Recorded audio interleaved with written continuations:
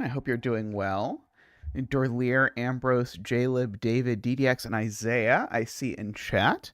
I hope you're having a good Friday or whatever day it is. And if you're in the U.S. and it is a holiday weekend for you, happy holiday weekend. Happy Memorial Day weekend it is, I believe, although I'm not the best at figuring these things out. So today's puzzle that we're starting with is Oh No, My Shirt by Michael Lefkowitz. Hey, hello in New Hampshire. Uh, I hope you are doing well. We start, as always, with the puzzle from the bucket with the most votes. Today, that is this puzzle. So this is voted for by Screaming Ice Cube, David, Plonktime, Russ, David, Luda, Doomed Yacht, and Nordy.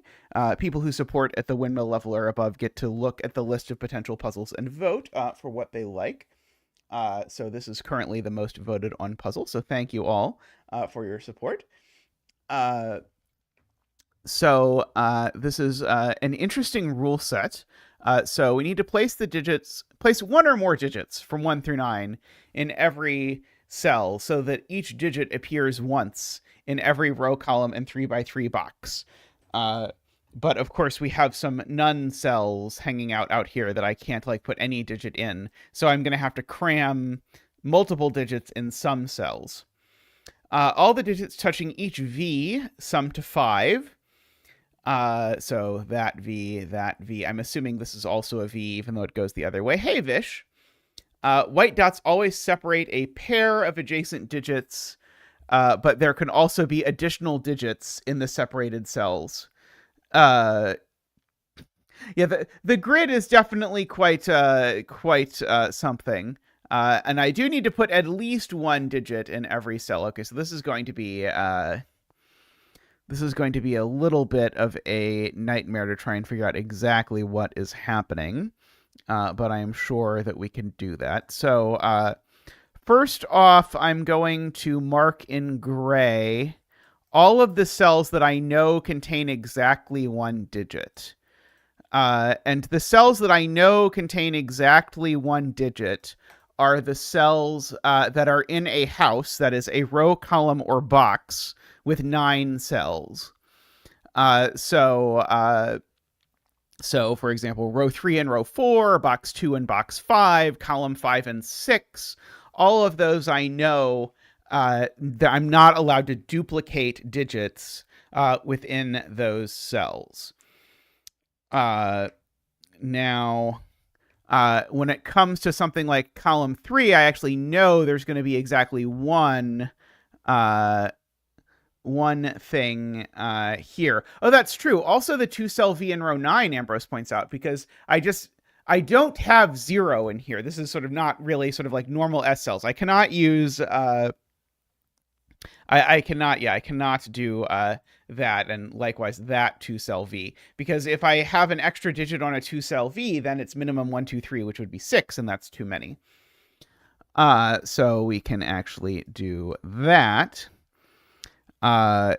which is actually quite interesting because it means these 2 cells are going to need to have 5 total digits in them. Okay, yeah, so that's actually huge. So if you look at row 9, these 2 have 5 total digits because we need to put 9 digits in the row and we've used 4 of them. But 5 digits plus 4 digits is actually 9 digits. And so that's really nice because it actually gives me a 5. Because now this is a digit that only has one thing in it and it sums to 5. So we can bring out Zach for that. Boop, boop, ba-doop. Whoa. Ba-doop, ba-doop. Wee. Ba-doop, ba-doop. Whoa. Ba-doop, ba-doop, ba-doop, ba-doop, ba-doop, ba-doop, waha. Which now immediately means this cell does have 2 digits in it, because it's not a single 5, but that's the only one for the row and the box, because the row and the box both are only sort of missing one cell. So we get all of those. Now let's see. Now we know how many digits are in these 2 cells. It's also 5. So there are 5 digits in these 2 cells just from the column, which means that that's a singleton. Yeah, I know one of these is duplicated. Of course, I know that this is 2 digits for 1, 2, 3, 4. And I know these are from 1, 2, 3, 4. So we actually have a 1, 2, 3, 4 quadruple in row 5.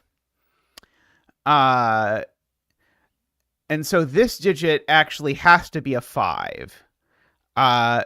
Because this is 2 of the digits from 1 through 4, and then that's 2 more of the digits 1 through 4. So this digit is not a 1, 2, 3, or 4, but it's consecutive to a 1, 2, 3, or 4, which makes that a 5, 4, 1, and a 2, 3 there. And now that has to go 6 and 7, like that. So we've got all of that going on. That cell's not a 2 or a 3 for what it is worth. Let's see. So we know, yeah, in this column, we've got one double cell in one of those 2 cells. So it could be that one or it could be that one.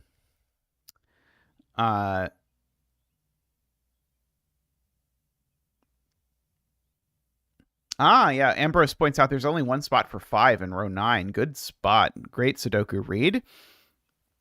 Can't repeat it in quote-unquote box 9. Can't repeat it in a column with a 5, and can't put it on a V that has 2 digits on it. So that's definitely a 5. So that is good to know.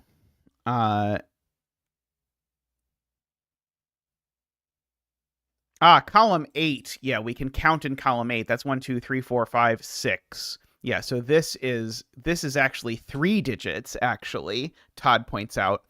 And so that also makes this purple because there's still 2 digits left, right? Oops.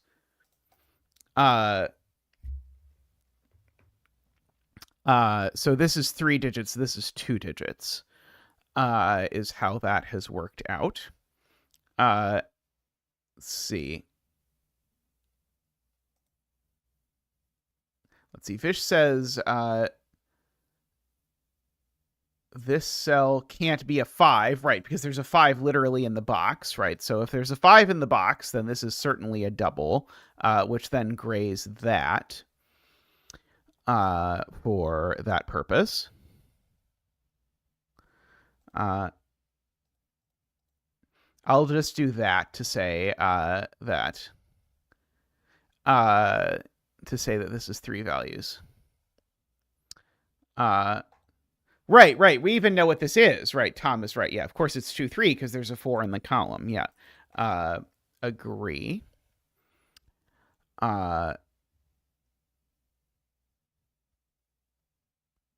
Okay, so I'm looking at 2 and 3 in row 7 because like 2 can't go there. So one of 2 and 3 is on this white dot in row 7. Oh no, it could be 3, 2, and 4 actually would just work. Only just, but it would work. Okay, I certainly know that this is 2 cells. Why have I never marked that this is 2 cells? I don't know. Oh, no, sorry. I don't know that it's 2 cells. Sorry. It's either 2, 3, or it's 5. Right. I don't actually know is the point. Let's see. Is 1, 4 going to make...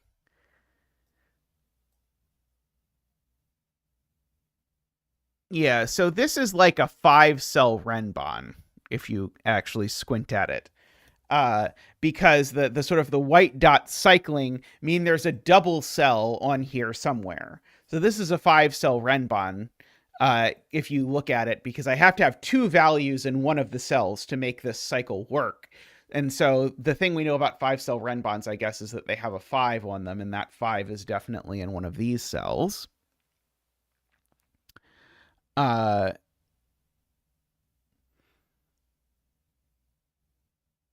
It could have more, but if it has more, that's only even longer. It only, if the Renbon actually has 6 cells on it, it only even more has a 5 on it than it already had a 5 on it. I think, right?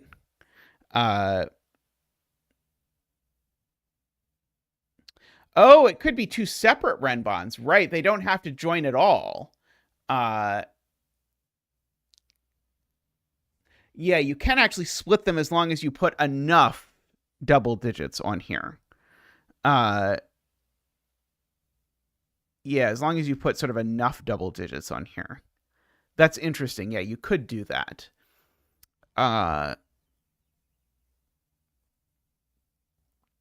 Let's see. Of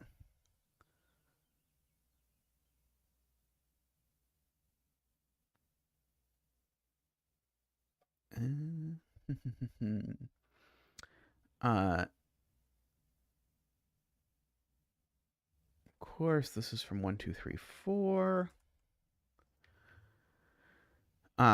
If this were 2, 3, it would definitely make that a 5, is the thing I see, because this has to be sort of one of those. If this isn't a duplicated digit, then how many digits go in this cell? 5 digits, right? That's too many digits. Right, okay. So this has to be a doubled cell. Because if this is not a doubled cell, that's 4 digits. That means I have to put 5 digits in that cell, but that would leave no value for there. So this is a doubled cell. It is a 2, 3. And so those are a 1, 4. And this, of course, now is also a multi-cell. And in fact, this cell has 4 things in it, right? In order to make that actually possibly work. Which means this doesn't have a duplicate. Because that sort of fills out that box. 1, 2, 3, 4, 5. So I've got 4 digits between these cells.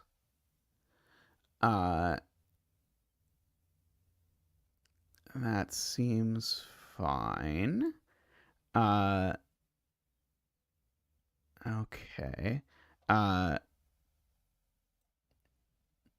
2, 3 now, just by Sudoku in this box, is either there or on this V.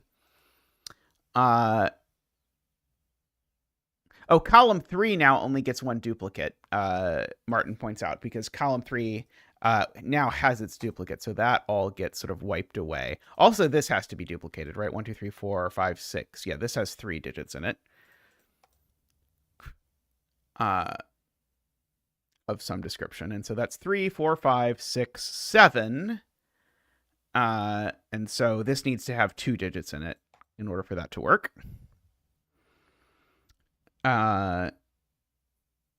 Okay, and so now this row has all of its duplicates because we've got 2 there, and so now that's gray. But now this box needs another duplicate, which has to go there. And it's only a 2-cell duplicate, so this also has to be a duplicate. I guess it was also the duplicate for row 6, if you want. It does mean I was right about the Renbon. Right for the wrong reasons, but right for the wrong reasons is just as good as right for the right reasons. Let's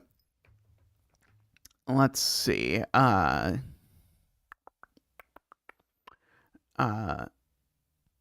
Okay. So that does in particular mean there is a 5 in one of these 2 cells. I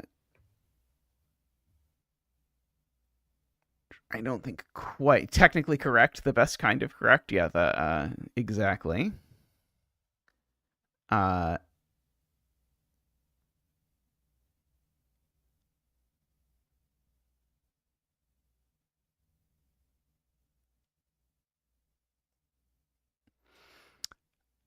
So now if this is 1, 4, Emma says we have a problem.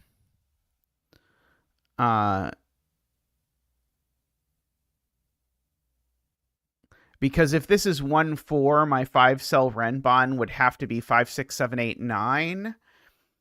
And 5, 6, 7, 8, 9 would leave the problem that it doesn't have a 2, 3 in it. So the 2, 3 would have nowhere to go in the box. Uh, and so 1-4, the problem is really it sort of breaks putting 2-3 in box 7. So this is 2-3. And so now there's definitely a 1 in this cell, but there's, of course, something else in this cell as well. Actually, no, that doesn't even necessarily follow, right? I could throw... Oh, no, I can't because I need... no, I do have one... I do have a 1 there. Because I can't put the 1 here. I have to use the double, because this is only a 2-cell, or only a 2-digit cell. This has to have both digits used in my renbon.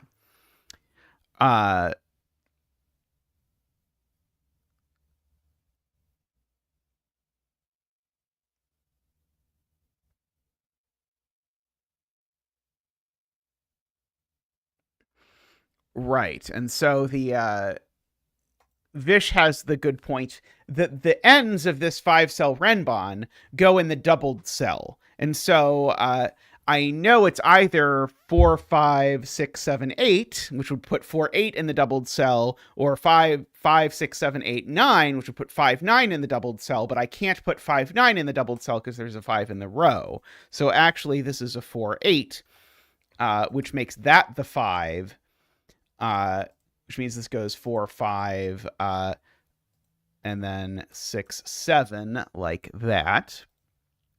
And so this is a 1, 9 is actually what goes in here.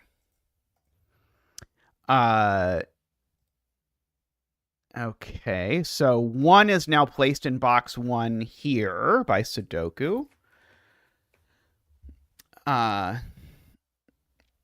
Because that 1 and that 1 both look up at this, again, box in quotes. Let's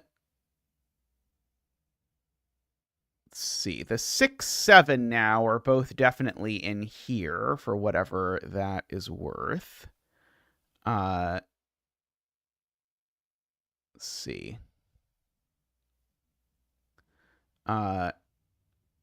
1 in box 3, right? 1 in box 3 definitely can't go in a gray cell between 2 white dots. Good spot to Ambrose. So 1 definitely goes over there. So 1 either goes in this cell with a billion digits or that. Okay, so this digit's at least 5. Every digit here is actually at least 5. So this is 4 digits from 5, 6, 7, 8, 9, which is interesting. So I think that means this can only be 3 or 4, and this can only be 2 or 3, if I follow correctly. Oh, no, this could go 6, 7, 8, 9, 5, 4. Sorry. I was incorrect again.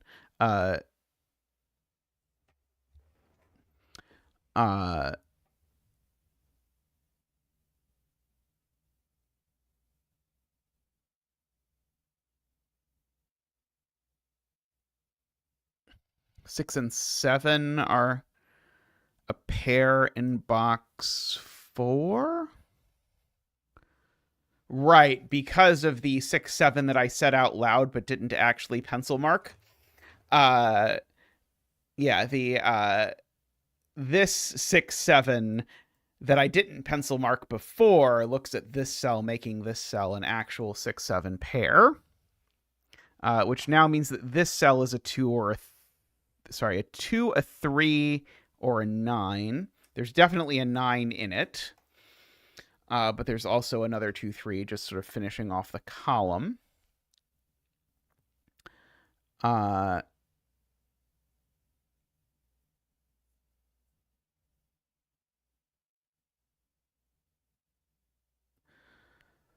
see. Bye, Isaiah.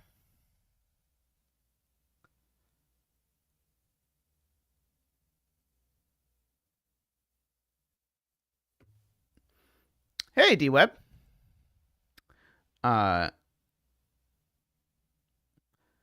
Okay, I know the other 2, 3 is over here. No, that's not true. Right, that 2, 3 is that 3, 2, 3. Never mind. Uh, uh,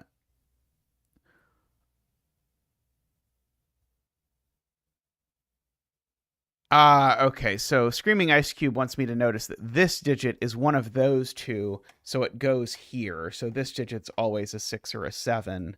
And then that lets me fill in that these are, I think, an 8-9 pair, which is pretty snazzy. And this one's not a 9 because there's a 9 looking up at it. So that's the 8 and that's the 9.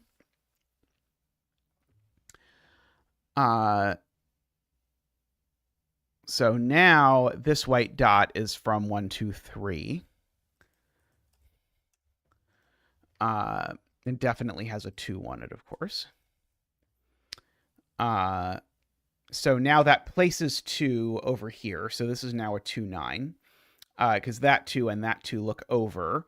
And that 2, 3 looks down, meaning this is actually a 2, 9. And that 2, 9 looks down, making that a 3 and a 2.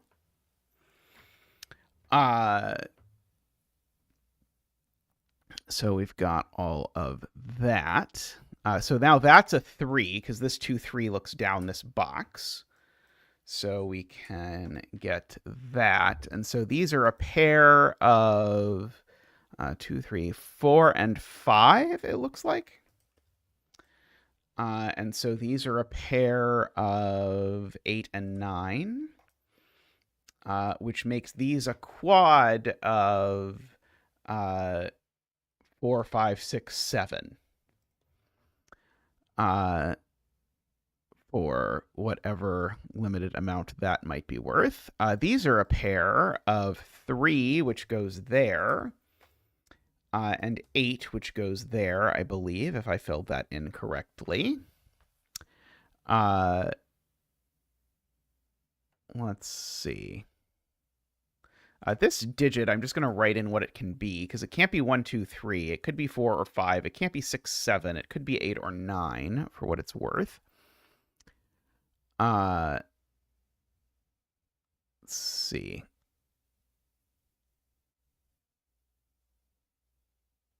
Right, it can't be 9 because there's an 8 in the row below it. That's always tricky to scan for.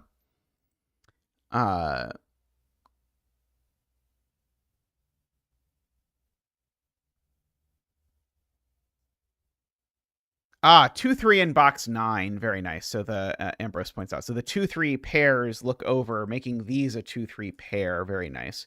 And so with that work, that's a 3, and that's a 4, and that's a 2, and that's a that's a 5, and that's a 4.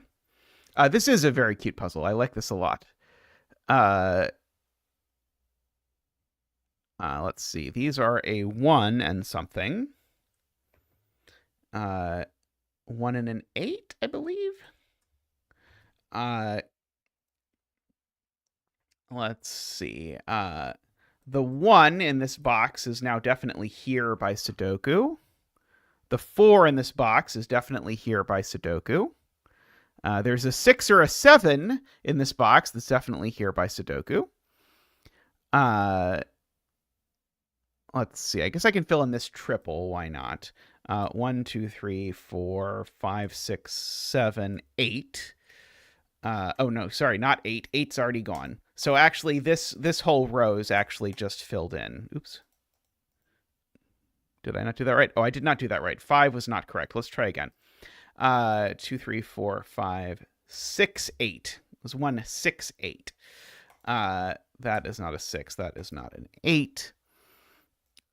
So these are 1, 2, 3, 4, 5, 6, 7, 8, 9. Oh, I did it wrong again. Haha. It's 1, 6, 9. We'll get there eventually. I was about to notice that because we did that. Okay, so now these are 4, 7, 8. I think maybe I did that correctly that time. So we have that. So this is the last 4, 7, 8. Well, it's not a 4 because the 4 is not here. I guess I know there's a 4 down there, so that's not a 4 is what I guess I know. So that is a 7 or an 8.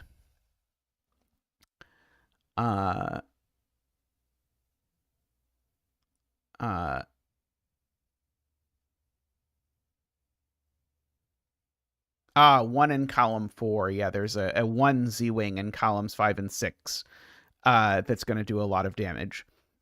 Because I already have the ones in columns 5 and 6. I don't know their order, but I know this is the one in column 5 and column 6. And so that is a 9, a 6, and a 1. If we fill that in, which now makes this a triple that we have to fill in 1, 2, 3, 4, 5, 6, 9. Which now makes these a 2, 3, 4, 5, 6, 7, 8. If we are so inclined. That was probably excessive. I don't know that. So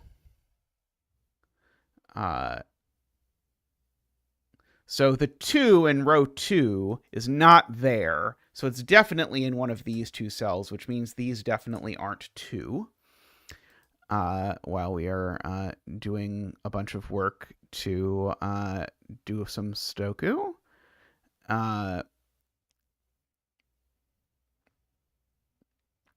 Let's see. This 8, 9 is on these dots somewhere, but that's not super exciting.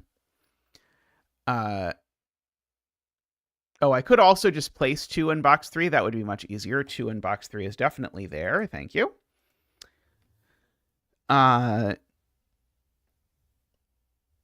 So we've got that.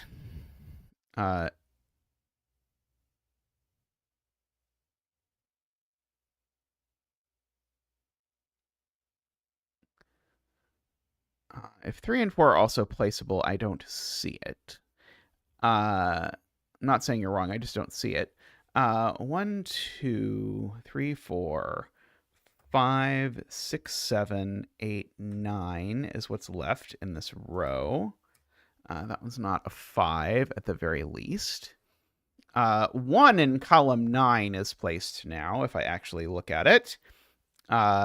So that's actually the 1 in column 9.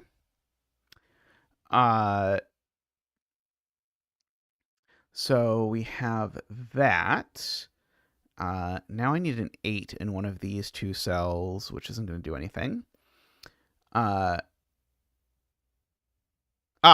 in column 7, though, is actually placed because that 5 tells me it's not in either of these two cells. So that's the 5.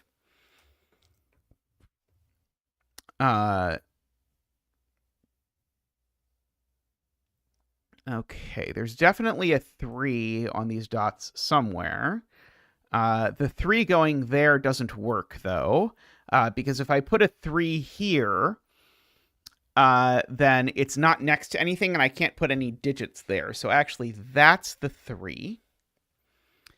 And now what is the 3 going next to? Not 2, so it must be 4, which means there's definitely a 5 here, which I guess I already knew. Those are a 7, 8 pair, so that is a 2 and a 3, and that's going to let me do my filling in those things, which is always very satisfying, the sort of resolving a pile of bi-values like that. This is a 4 now.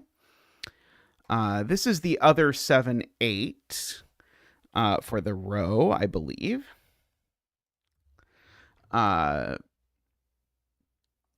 Let's see.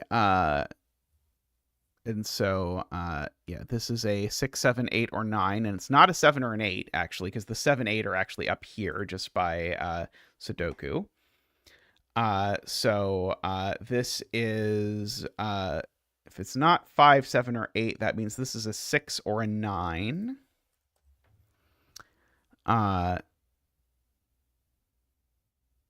They also look left, which is very helpful. So this 7, 8 pair now actually makes that a 9 and an 8, which actually makes this a 6, which makes that a 5. This is now everything but 6, so this is actually done. The 5, 7, 8 looks down, or sorry, the 5, 7, 8, 9 looks down and makes this a 6, makes that a 7, makes that a 9. 7 and 6. I can tell how much Sven loves this puzzle. With the random some things it sees and some things it doesn't. This appears to be a 4. So now we actually know that this is a 5, 6, 7. The 6 looks over and sorts out that 9 and that 6. And seemingly Sven believes we have solved it, although we haven't actually written in this digit yet. This is a 3 and a 9, I think. Not a 3 and a 9? Well, 9 is one of them. 6 and a 9, I think, actually. And then this is a 1, 4, and something else. Oops, wrong mode still. 2, 3, 4, 5, 6, 7. I think this is 1, 4, 7. There we go. Very nice idea for a puzzle. I like this sort of quasi-SL thing that we have going on here. That was very cool. I quite enjoyed that. I'm going to take a quick break, and I will come back with some other sort of puzzle.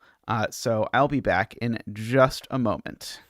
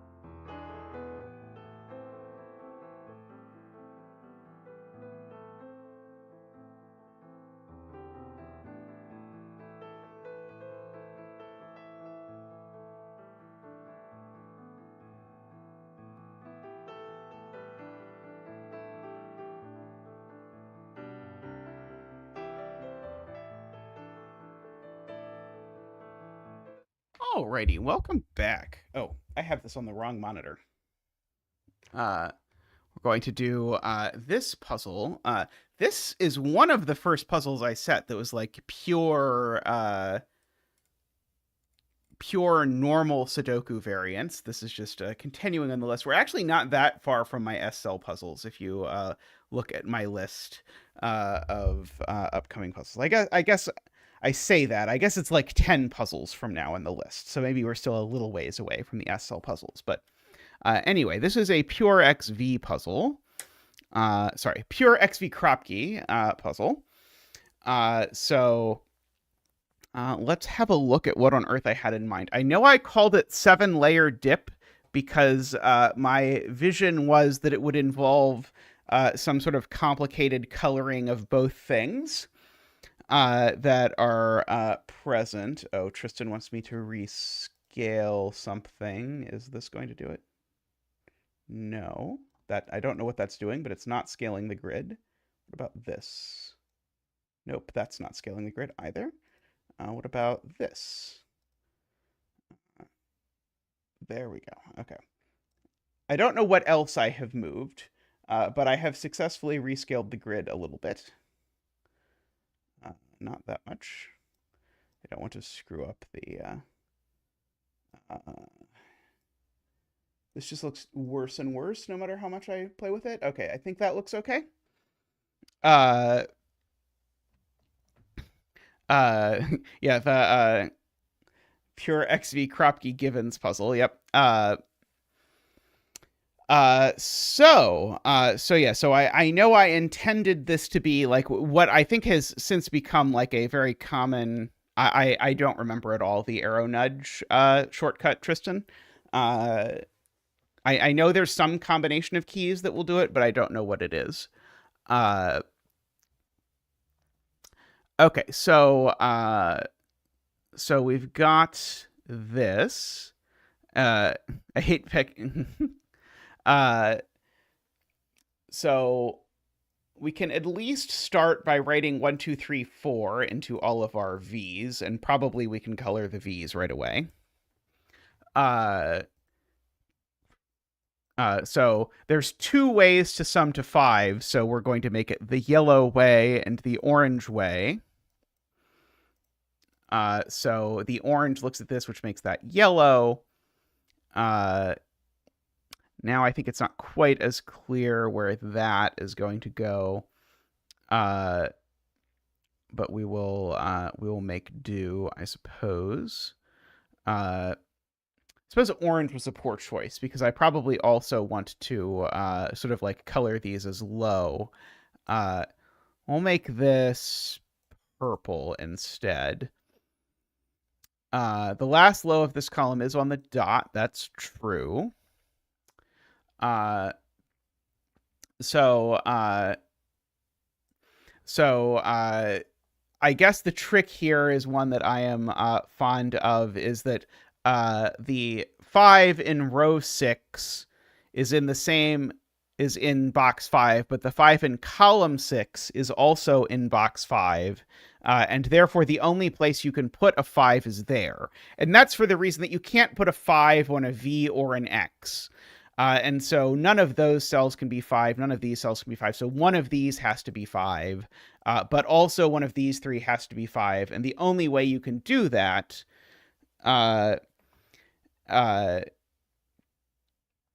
is to put a 5 here. Okay, so that is a 5 dance for us. Boop boop doop. Woo. Boop doop. Wah. Boop doop. Wee.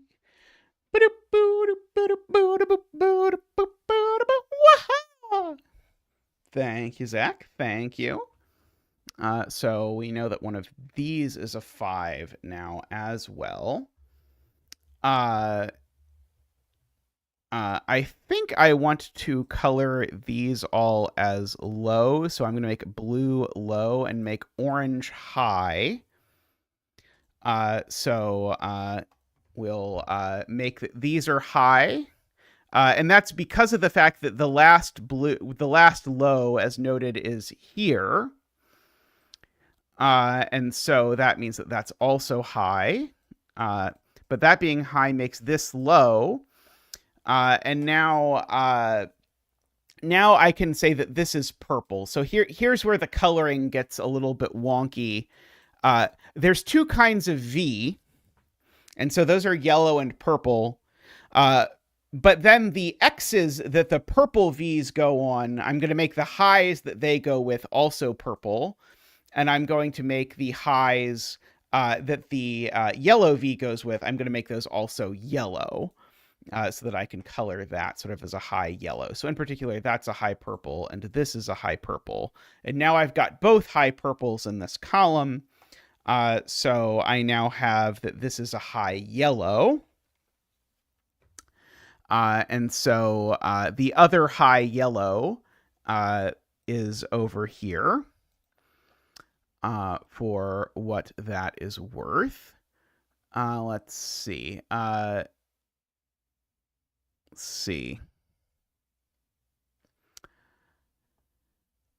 So I still don't know if this is yellow or blue. I do know that this X is assuredly purple, actually, because I've got a V looking at it that's yellow. So the yellow V looking at it guarantees that that is purple.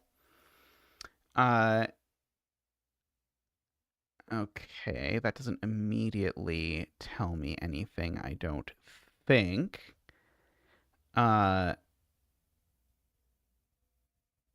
This is certainly high for whatever it is worth.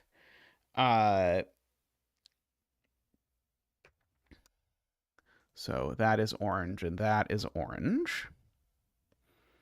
So we've got 3 of our oranges in this row at the very least. For whatever that is worth. Yeah,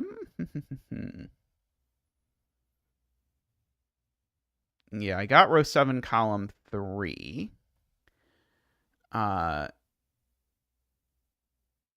see, and I know it is a if I'm willing to do this, that this is 3, 4, 6, 8, because there's only one low on this black dot. So the low is a 3 or a 4, and it's a purple 3 or a 4, because we've got both the yellows here. So the low is a purple 3, 4, which actually makes this a 1, 2, which makes that a 3, 4, which is the kind of thing I would never do now because it's disgusting, but that I might have done then because this was a long time ago. Also, this puzzle's very lowly rated, which is suggestive that perhaps I did do something heinous with it. That would not completely shock me. Okay, there's also only one low here. So I think this is the point, actually. Hey, Kyle. Kyle has become a windmill. Let's get Kyle a windmill dance. Boop-boop-a-doop. Woo! Ba-doop-a-doop. Whoa! Ba-doop-a-doop. Wee! Ba-doop-a-doop. Whoa! Ba-doop-a-doop.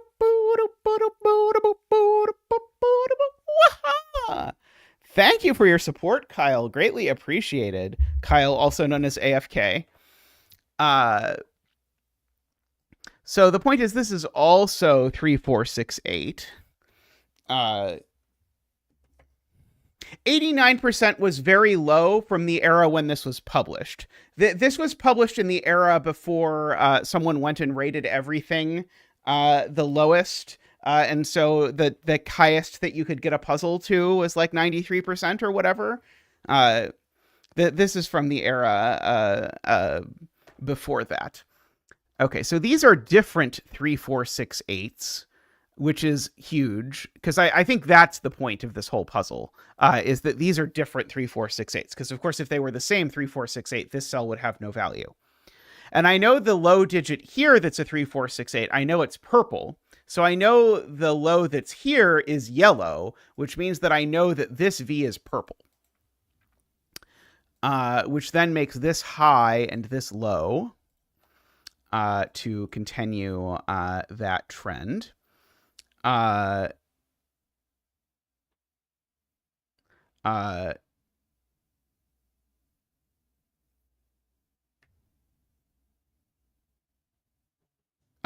now, right. And now row 6 has a purple V. So now this is definitely yellow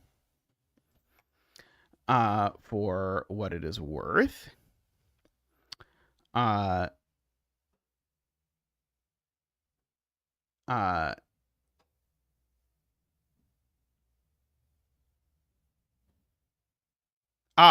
This orange is not purple, is what AFK is pointing out, because we've got two purple oranges. So this is a yellow orange, which makes these yellow, which then makes that high and this low.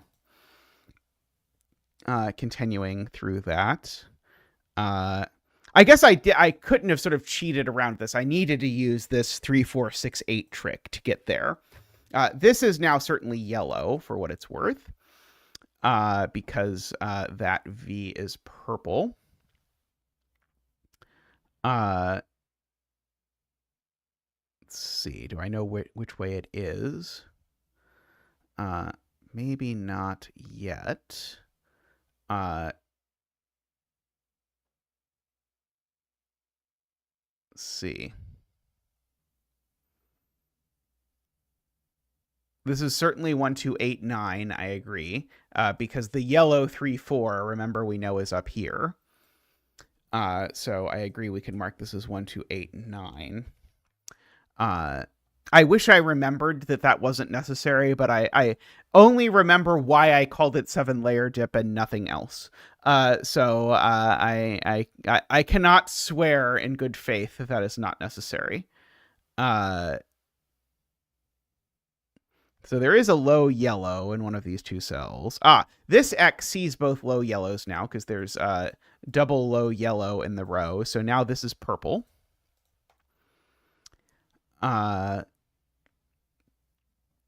Let's see.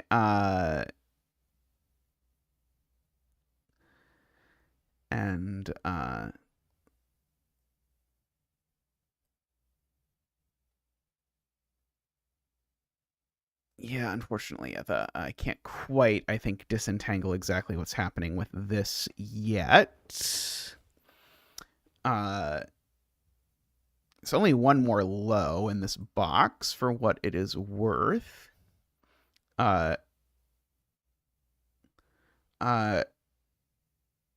2 orange purple in row 7.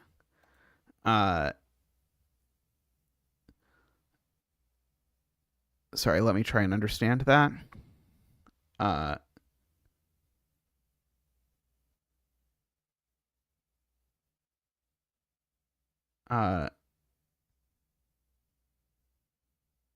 I already have colored those, though.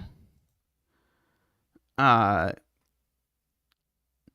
not sure what the point was. I thought the point was that I could color, so I was trying to decide what people were telling me I could color. There. Never mind. Okay. Let's see. Oh, this X is definitely purple because I've got the V there. So this is definitely purple for what it is worth. Doesn't quite yet tell me what is going on with it.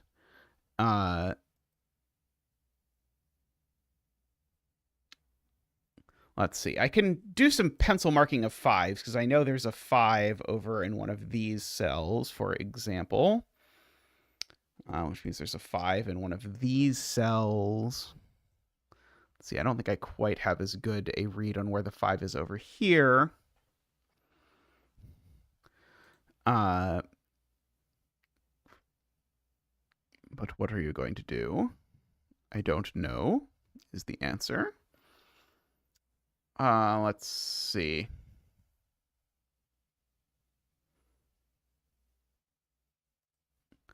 I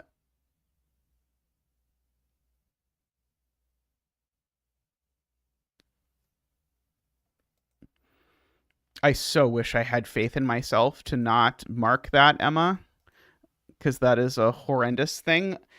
I really am trying to have faith in myself that even like the Zeta of these years ago would not have done something that horrible in a puzzle like this, but I'm genuinely unsure. Uh,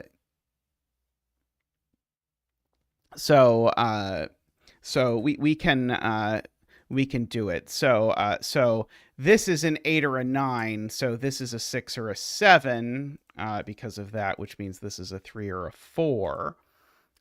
Which means this is an 8 or a 9, which means this is a 1 or a 2, which means this is a 3 or a 4. I guess that would be like the seventh layer of coloring, perhaps, is the 6, 7 versus 8, 9 layer. Uh, let's see. So this X, that's the whole point. This X can't be blue. Or sorry, can't be purple, because this X sees both purples. Both low purples. So I think that probably was the point. Is that this X sees both low purples. So this X is yellow. For sure now. Oh, and there's a purple 3-4 on this X. Just by Sudoku, there's a purple 3-4 on this X. So this X is definitely purple. It's from 3, 4, 6, 7. For sure, which means this purple X is not the 3, 4, 6, 7, because there's only one purple 3, 4, 6, 7 X, which means that this is a 1, 2, 8, 9 kind of purple X, which means that this is a 3, 4, 6, 7 kind of purple X, which means that this is a 1, 2, 8, 9 kind of purple X. Okay. And this is a 3, 4, 6, 7 kind of yellow X because it's looking at a 1, 2, 8, 9 kind of X. Over there.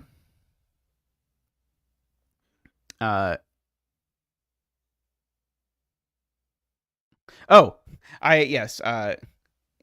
Correct. I've already marked that this is the one that's high and this is the one that's low, so I actually can mark that way. Let's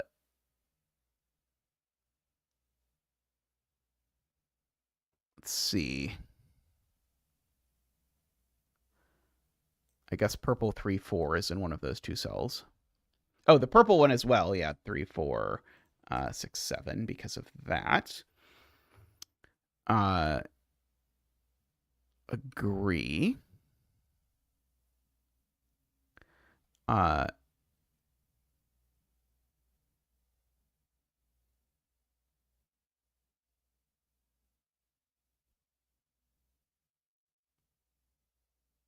I mean, this has to be the 1, 2, 8, 9 yellow X, because if I look at it, the 1, 2, 8, 9 yellow X in box 9 is in this column. And so then by Sudoku, both digits of the 1, 2, 8, 9 X are in these three cells. But if two of them are in these three cells, that means one of them is on the X, which means both of them are on the X. So this is the 1, 2, 8, 9 yellow X by weird Sudoku stuff.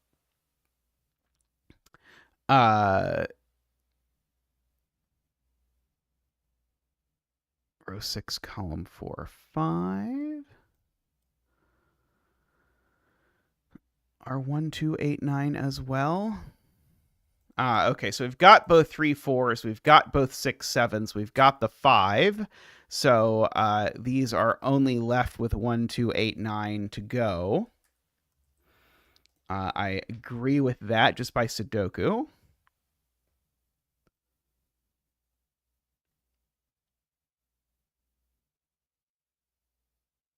Right. So this is the other yellow now because of that 1, 2, 8, 9. So that makes this a 3, 4. This a 1, 2. Oops. Sorry. Yeah. No. That a 3, 4. That a 1, 2. That a 6, 7. Because it looks at the 1, 2, 8, 9. Right.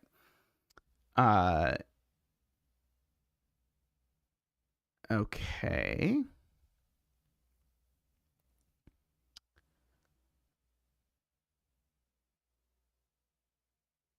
By Sudoku, there is now a yellow 3, 4 in this column somewhere. It's not, in fact, actually helpful.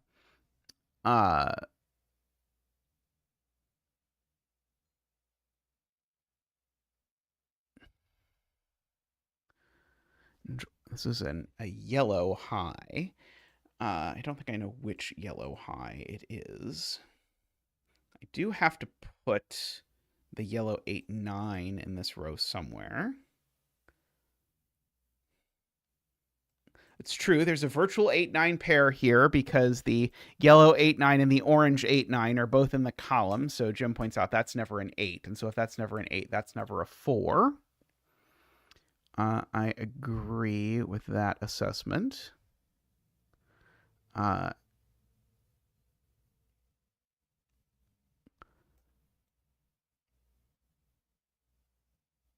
This X can't have an 8 on it either, because this X actually, it can't have the purple 8-9 on it, and it can't have the yellow 8-9 on it. So this cell, actually, neither of these can be 8 at all, actually. This X actually has to be the X that corresponds to the 3-6. That's the point.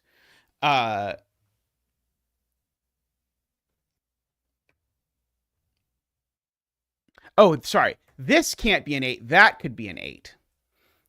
But that can't be an 8. For sure. So that can't be an 8, so that can't be a 4.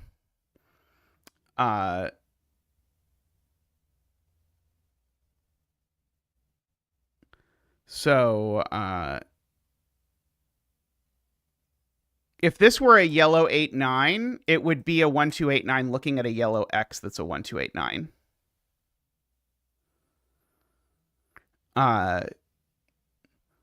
But Sayori actually has done one better than my looking at that. And Sayori points out, actually, I just said it can't be a yellow 1-2-8-9X, but it can't be a yellow 3-4-6-7X either.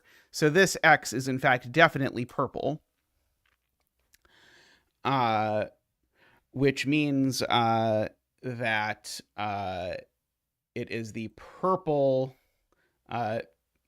3-4-6-7X. So this is a 3, 4, 6, or 7 for what it's worth. Now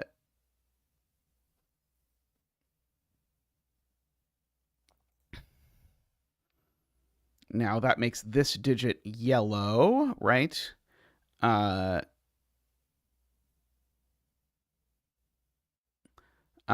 I've now got all the purples in the column. So this digit is yellow, and it's high. Because I've got all my low yellows in the column. So this is not a 3. That is not a 6. So this is not a 3 or 4. This is the purple 6 or 7. So that's the high, and that's the low. A bunch of people are telling me this isn't a 3, which I do not see yet, but I believe it will come in time.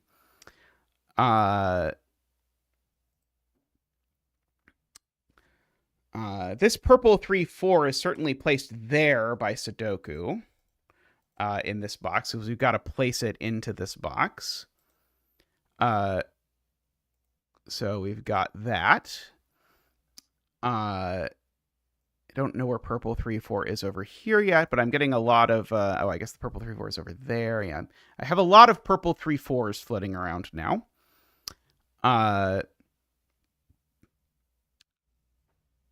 Let's see. The yellow 1-2 is in one of these two cells, but I don't know which one yet. Yeah.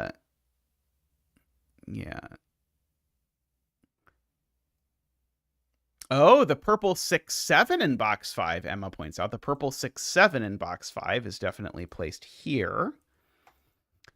And I know that...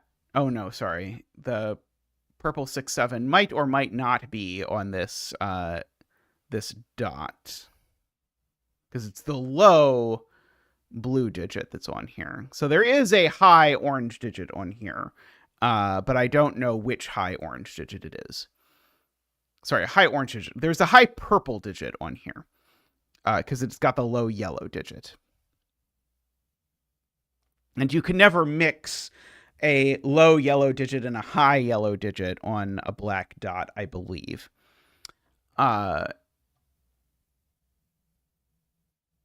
Okay, so we've got 3 of the oranges.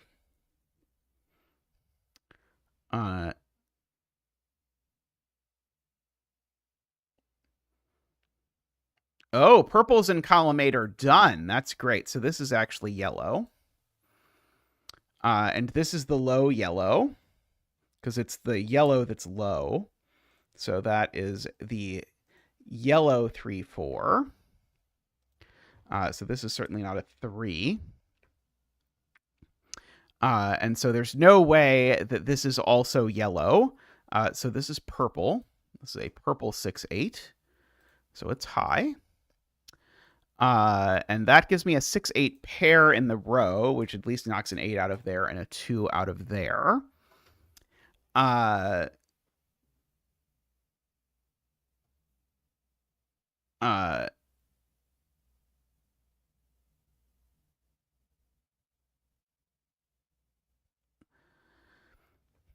Let's see.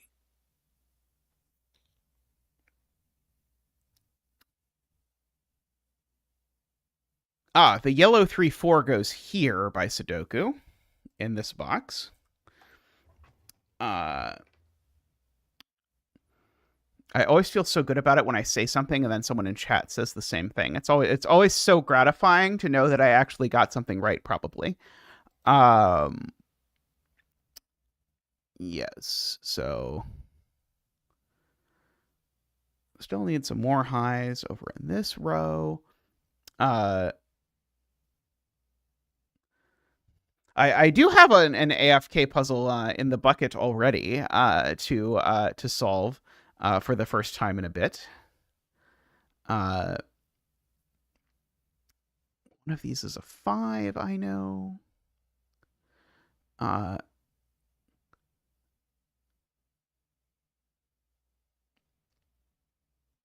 Let's see.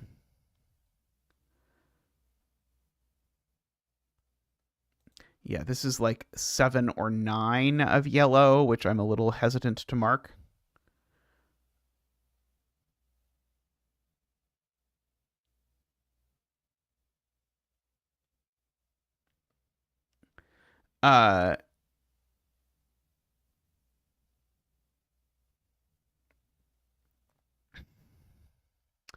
It's because a few of them got their buy values from being on Black Dot's ELSF, which then resulted in a different pairing of things than these sort of things that came from the other way.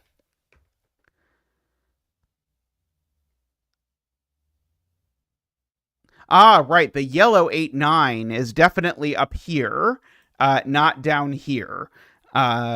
And so that means that's the yellow 8-9. I agree with Garion. But yeah, that actually is why this puzzle was called 7-layer dip, is because it was a giant mess to try and keep track of all the different sorts of things to color and keep track of. I'm not claiming it was a good idea. I'm just claiming that was the idea.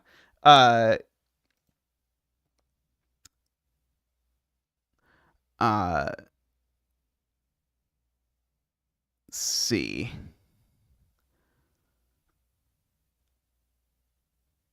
Purple 1-2. Yeah, the purple 1-2 is now here, just by Sudoku. Good spot.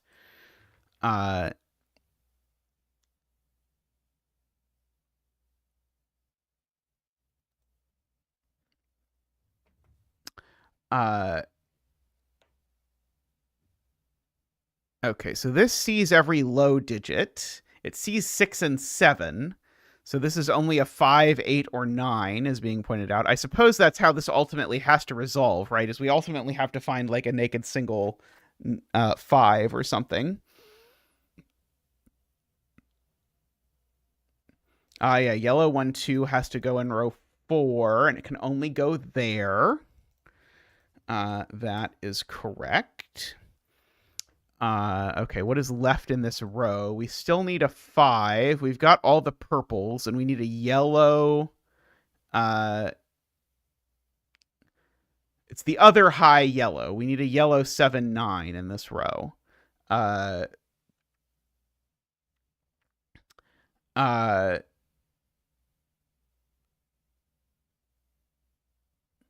uh, right. Row 4 has a 1, 2 pair in it. That is a good point. So that makes this a 9.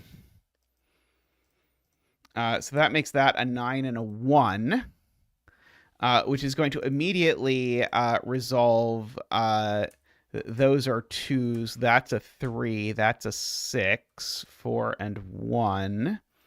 Make that a 4 and a 6. Make that an 8 and a 3. 1 and 4 and 9. 3 and 7. 9 and 1 and 4.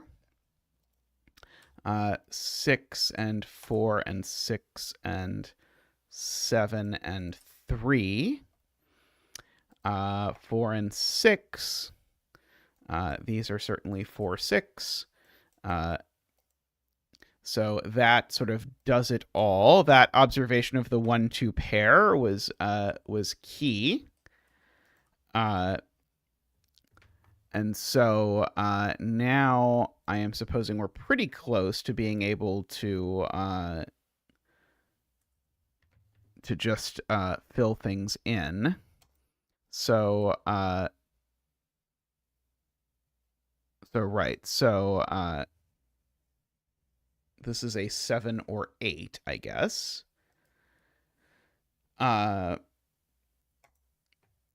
Well, that digit's definitely a 7. That's a good point.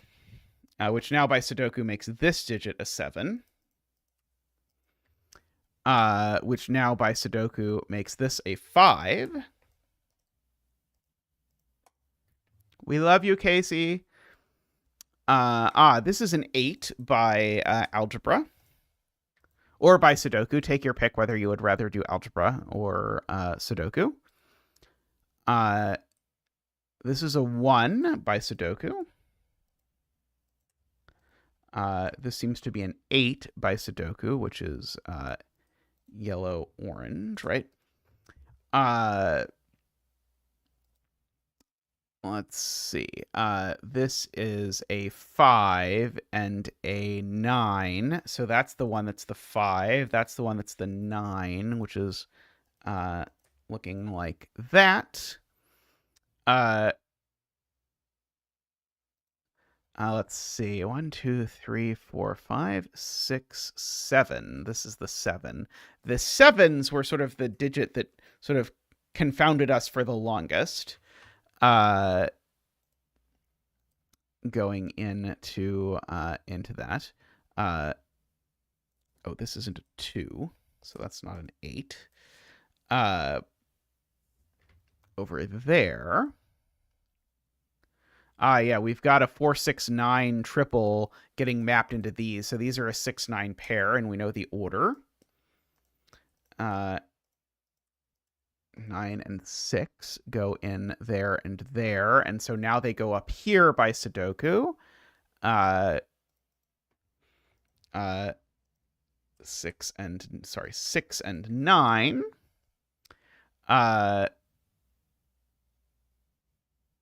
Okay, so let's see.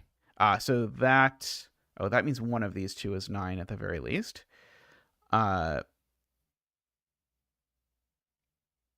one of them is also 1. So these are actually a 1-9 pair regardless, because 1 and 9 both get mapped down there. So this is a 1-9, which means that that's also a 1-9. Which now means that this digit is a high yellow. And we know that these are 7 and 8 are the yellow digits there. Yeah, one of these is the orange 7. This is not a 4. That gives us a 2, 3 pair in row 8. I agree with that.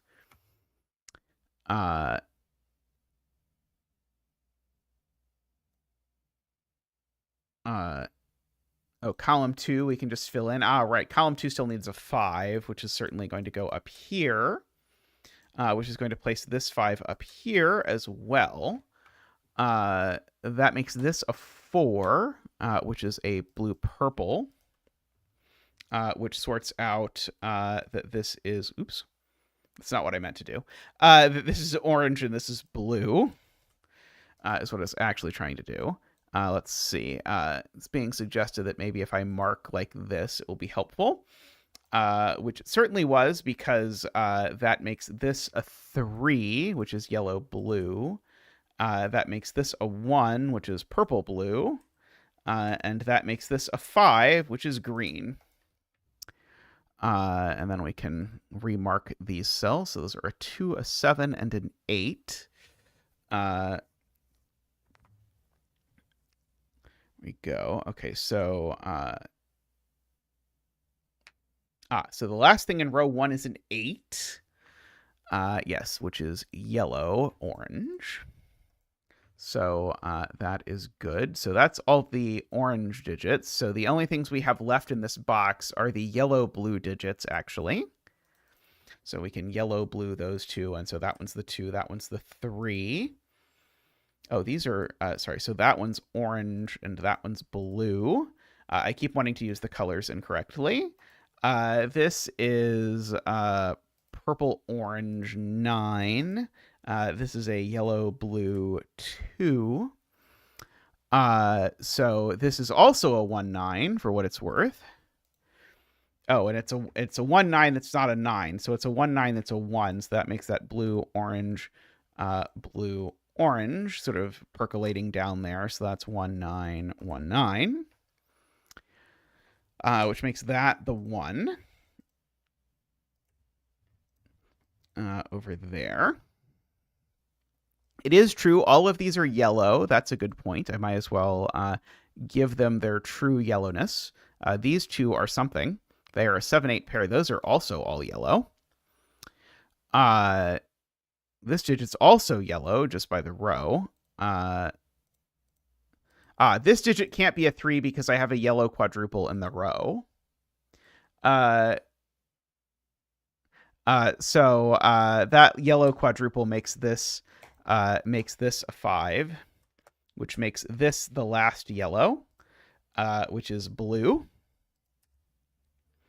Oh, it's even a 2-3 pair. That's a good point. It's even a 2-3 pair, actually, if you would like that kind of thing. So that is a 2 and a 3 and a 2 and a 3. I either go back and delete or I fill it all in. It goes sort of both ways for me, depending on the puzzle. But in this case, it was clear that the author intent was that I fill in the whole coloring. So I'm filling in the whole coloring mostly for that reason more than any other. Oh, sorry, that's not blue. That's orange.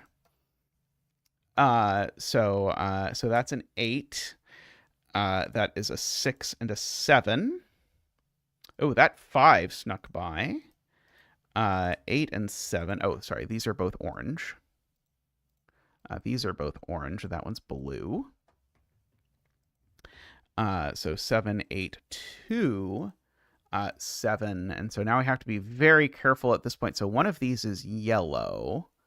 In fact, one of these is the yellow 8, and that one is the yellow-orange 8. And so this one is the purple-blue 4. 4 and 8.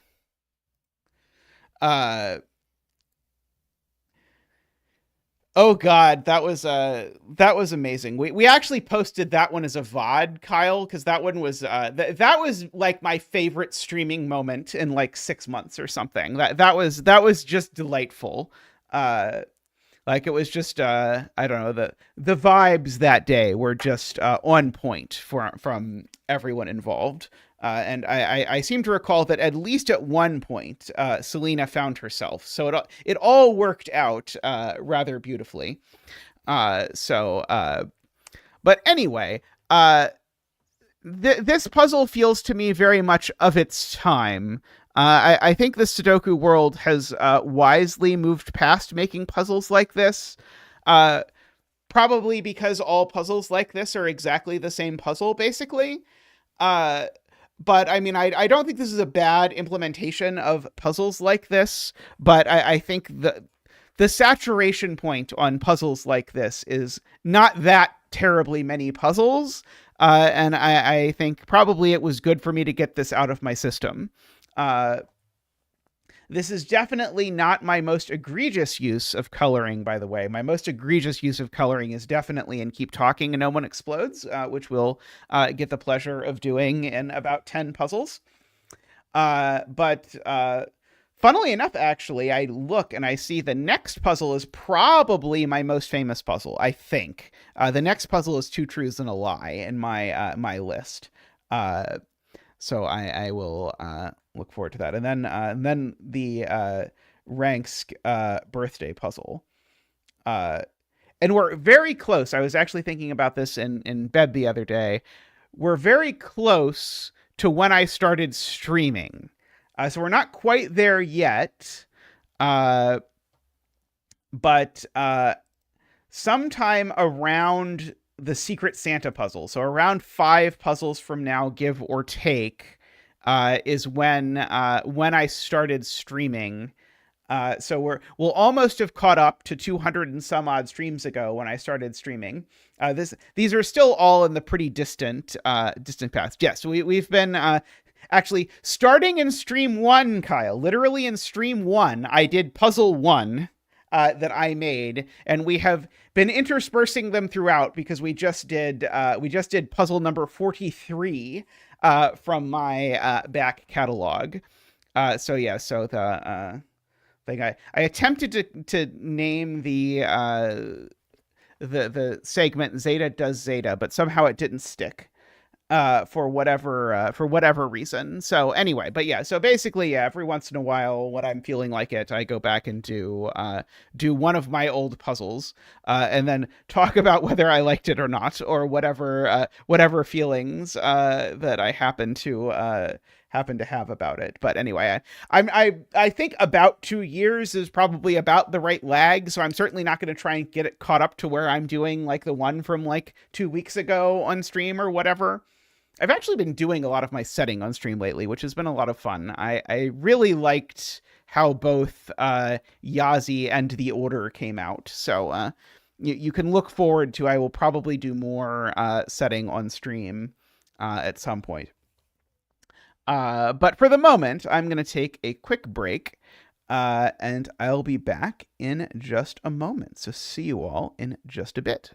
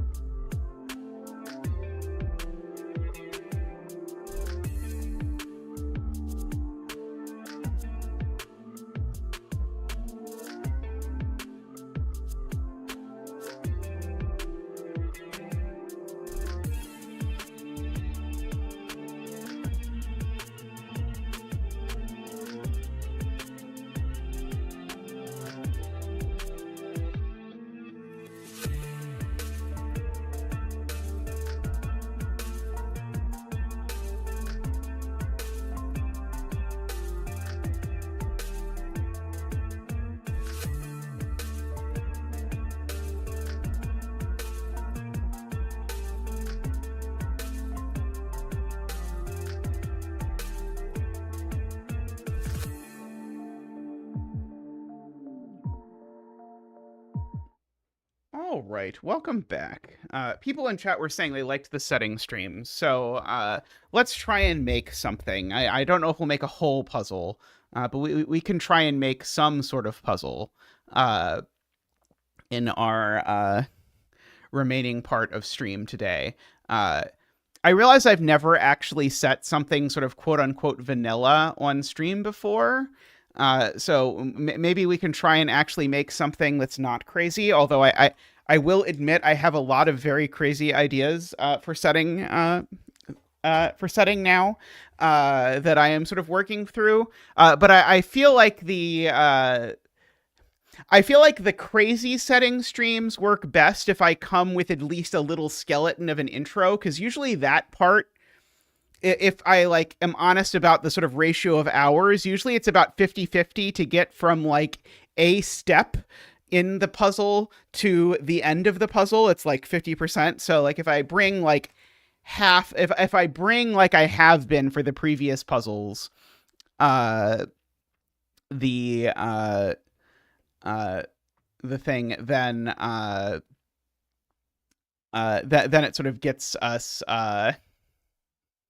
it sort of lets it be a finite amount of time. So I do have, by the way, I have the setting mode, or I have the sort of thing up here.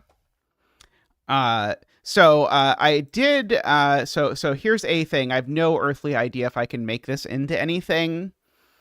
But I was watching just earlier some of Simon's solves that I watched of my puzzles, did a live reaction to, but that I haven't gone back and watched again. And there's this moment in Crosswalk where the basic punchline is something to the effect of that if I know all of these are low, then I know this cell isn't.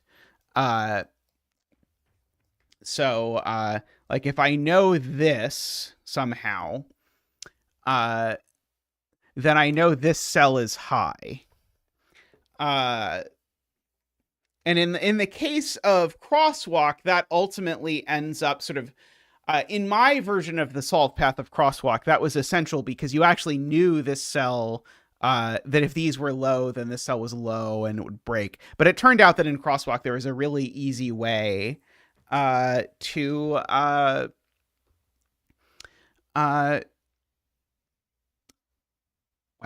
It turned out there was a really easy way around it that meant that like basically no one actually saw it that way.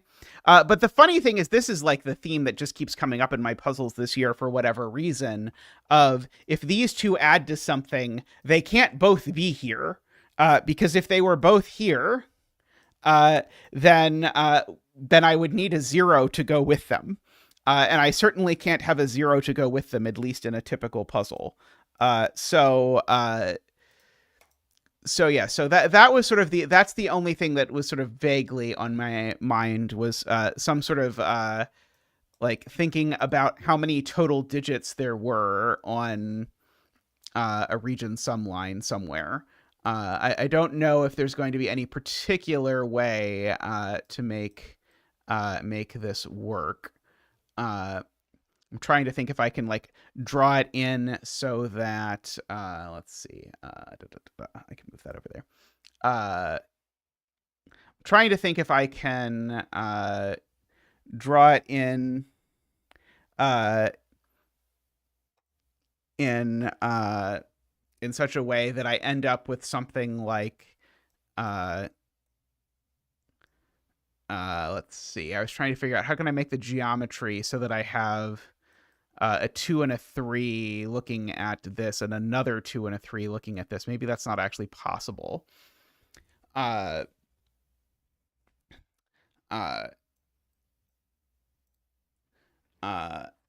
guess I could do it's literally a blank grid, so there's not actually a link yet. See, I was thinking something like that, maybe. So does this have any solutions at all? I'm going to guess this is already broken. Yeah, I didn't think this was going to have solutions. Oops. Because this, I think this is too much pressure. Because here, let's see. How quickly can we prove that this has no solutions? These certainly sum to at least 15, and these sum to at least 15. Oh, I see. Okay, actually, the reason this has no solutions is actually more complicated than what I thought it was going to be. At least my first proof of this, of that this has no solutions, is that 1, 2, and 3 go in these two cells.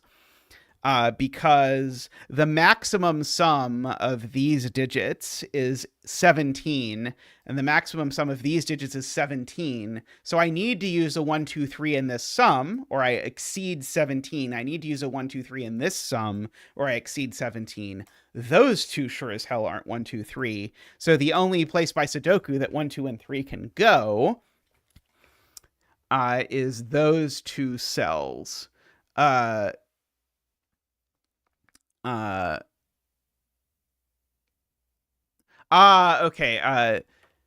Garion has a different way to see it, which is to ask where these two cells go in column 5, because this certainly doesn't repeat along here. But because of the somewhat tricksy sum to 10 business, if this actually shows up down here, now, in fact, we end up with a problem where now this sum is a minimum of, let's see, what's the easy way to say this? These are region sum lines, by the way. I realize it technically says that on the screen, but not in a way that you can actually see it. So this is just saying the sum of these is the same as the sum of these two, is what this clue type is trying to say. Let's see.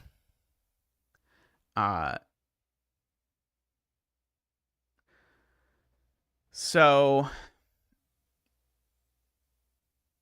trying to decide if there's some way I can schmooze this around so that it doesn't break immediately. Probably not. But anyway, that was my first sort of thought of thing that I have thought about that involves constraints that are in F puzzles. I've also never really done a puzzle with quadruples before in any sort of meaningful way. Let's see. Yeah, if the lines take 2 cells in box 5, then suddenly there's going to be tons of flexibility, right? I assume that if I do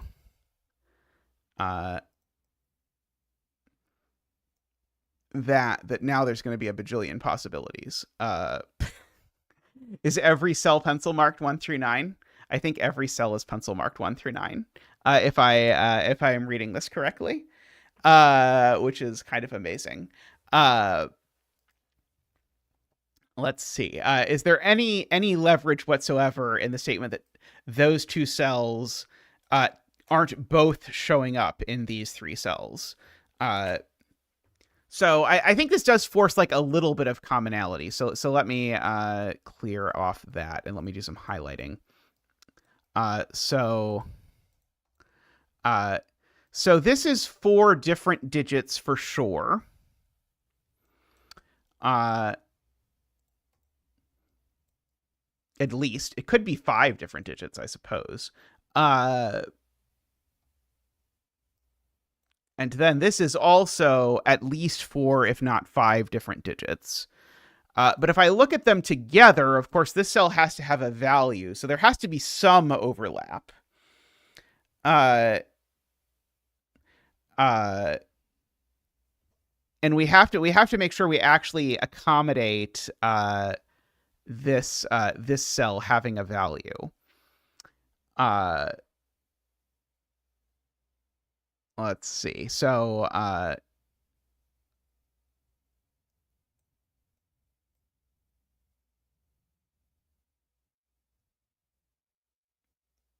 Interesting. Okay, let me just look at a solved version of this and just before I make any conjectures about what has to be true, I want I want to make sure I actually look at a grid and see if it actually has to be true.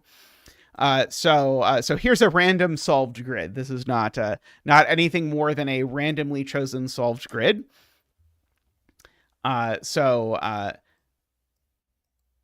My only claim was this is at least 4 digits, and this is at least 4 digits. And of course, it's very interesting if it turns out that this is exactly 4 digits, which are different from those 4 digits.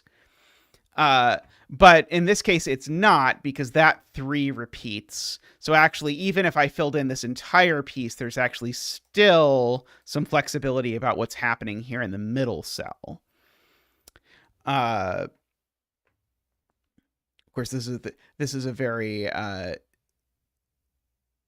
very random sort of start to this, but this is it would be very interesting if this and this were forced to have no digits in common, so that they of necessity had to consume exactly 4 digits.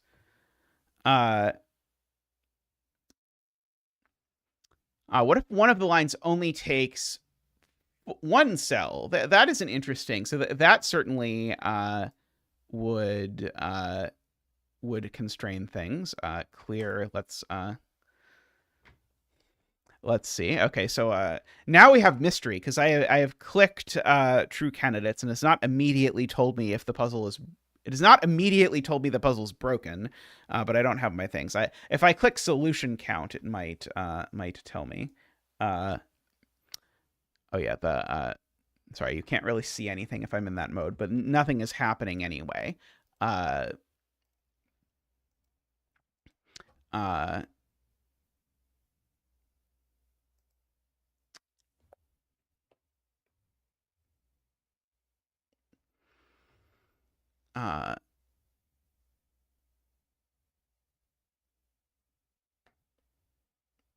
I am noticing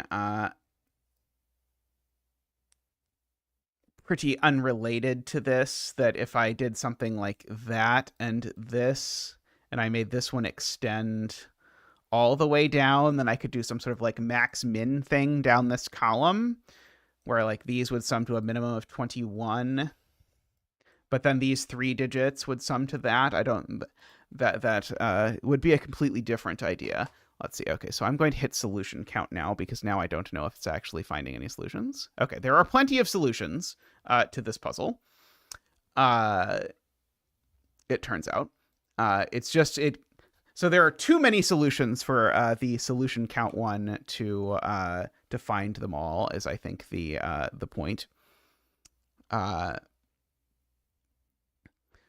So yeah, so what I was imagining, clear this off, was changing this slightly to be sort of something like the bones of what I'm thinking about is that and that.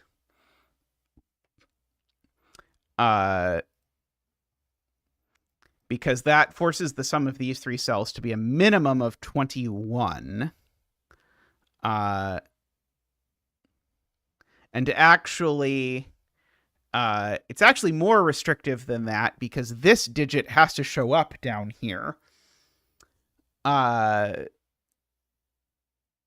actually, it's forcing these 2, I suppose, to sum to a minimum of 15. I'm sort of thinking about how these interact with these cells, because the sum of the yellow cells is equal to the sum of the blue cells.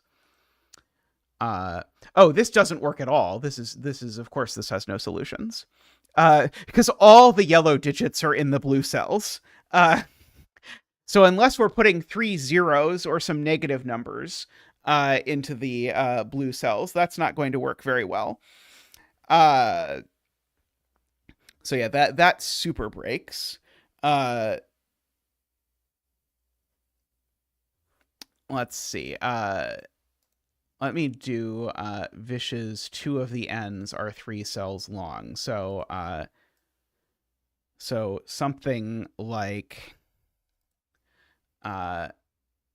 something like, roughly speaking, this. So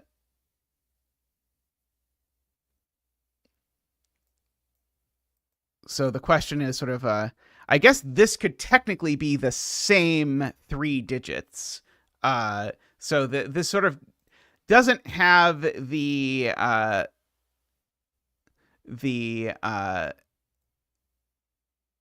oh, you wanted one of them to be length 2. I can make one of them length 2 just to see if it does something like that. I suspect that this is going to have, actually, let me do solution count first. Okay, there's lots of solutions to this. So it's interesting, in this version, these have no repeats.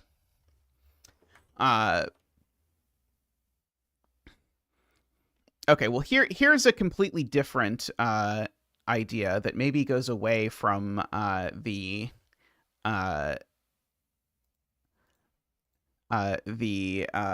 previous idea that I would make this completely vanilla. But I had this puzzle a bit ago called exclusivity, and the rule of exclusivity was that there were a bunch of variants in it, but that nothing could repeat on a particular kind of variant. So if there's a 7 on an arrow somewhere, there can't be a 7 on any other arrow. And one thing I noted at the time was that it was potentially interesting to draw in some region sum lines of whatever sort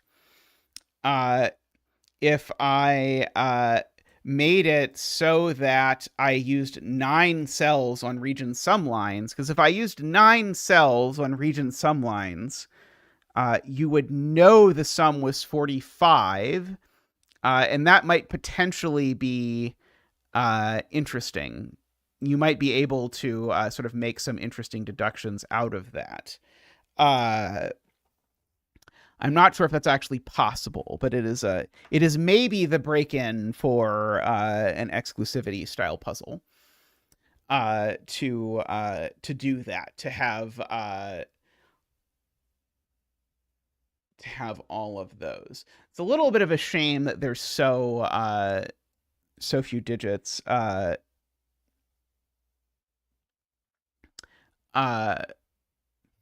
Could do exclusivity, except you get 2 copies of each digit. That would be horrible. But I kind of want to do it with that, and then I bet we could do some really interesting geometry with how we laid out the 9 cells on region sum lines. Just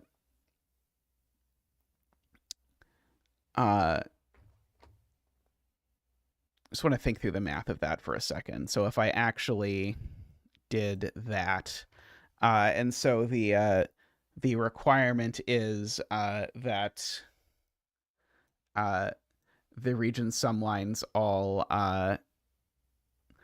have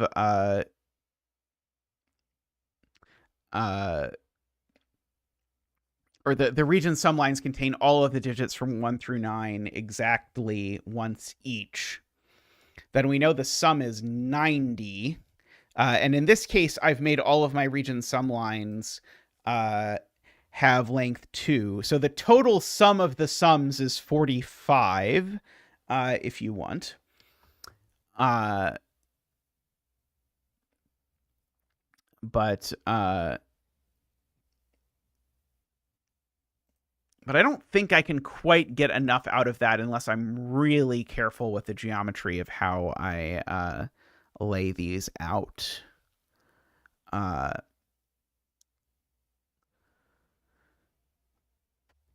Let's see.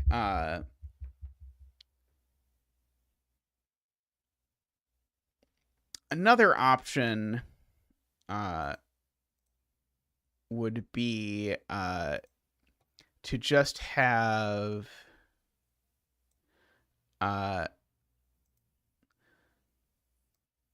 fewer cells on a region sum line. You came back in as a setting stream now. Yep, that's exactly what happened. Well, people said they liked setting streams, so I figured I would do a setting stream. So I'm contemplating If I were to set up some geometry like this, although it wouldn't be exactly this, uh, with the digits can't repeat on a clue type rule, it's interesting because we know the digit, if I set it up like this, the digit that's missing has to be a 3, 6, or 9. And the reason I know the digit that's missing has to be a 3, 6, or 9 is because the region sum line definitely sums to a multiple of 3. But the sum of all 9 digits is also a multiple of 3. So we might be able to sort of draw in a line that is interesting, that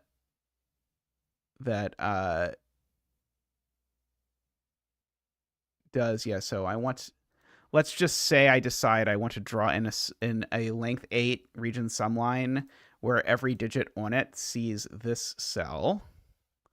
It'd be something like that. And so if we have this sort of exclusivity rule here that I'm not allowed to repeat digits on clue types, I think I immediately get that this is a 3, 6, or 9. If I have done my math correctly. And that seems at least potentially like it could be the beginnings of something interesting. Because there's presumably interesting things that one can do with that idea. Although I now overlay the region sum line with a renbon. Boy, people are really enthusiastic about the like lines on top of lines thing. I'd kind of like to avoid using if I'm going to make a second exclusivity, I would prefer to make it an exclusivity that does not overlap at all with the first exclusivity in terms of constraints used. I'm not like completely married to that idea, but seems like a reasonable goal to sort of there seem to be enough clue types that I might not need to repeat that. Of course, like the maybe the sloppiest thing to do would be to just draw a modular line through this cell because this cell is known to be a 3, 6, 9. Yeah, I've seen a few puzzles where lines are both region sum lines and renbon. I have there was a Tallcat one a long time ago. There are a few sorts of things. Let's see what other clue types are interesting to know that this digit is a 3, 6, or 9. Keeping in mind the geometry could be completely different.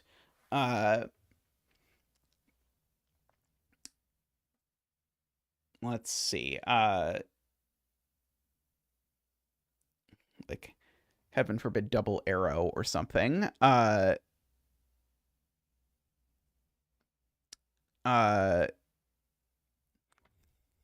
modular line is sort of the immediate choice. Yeah, and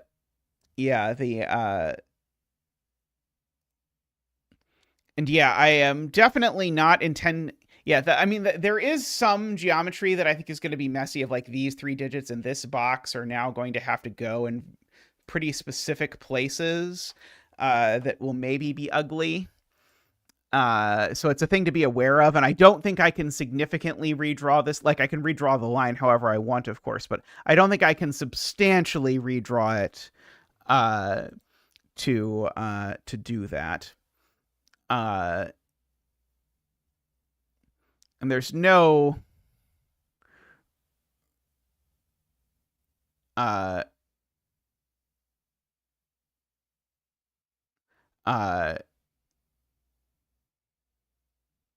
there's no really easy way to sort of bend this around that. Yeah, the Sayori is pointing out like these 2 cells in row 2 definitely go over here, for example, which is kind of the exact sort of thing I would like to avoid if possible, but I don't think it's going to be possible unless, heaven forbid, I throw an anti-knight or something like that.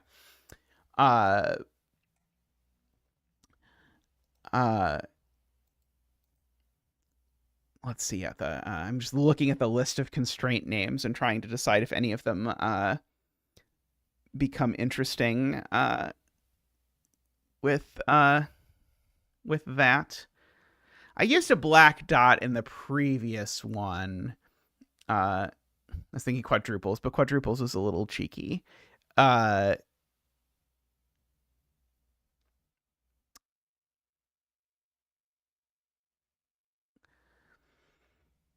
Like a little killer that says these 3 digits add to 15 is interesting because it either then contains all the 369s or exactly one of the 369s, and it's that one. Are both sort of options. Or it could just even be a literal killer cage, even though my brain never wants to acknowledge that killer cages exist, but could be. Let's see. Exum skyscraper. I don't think you can really do can't repeat digits on skyscrapers. I don't think is a reasonable thing to do.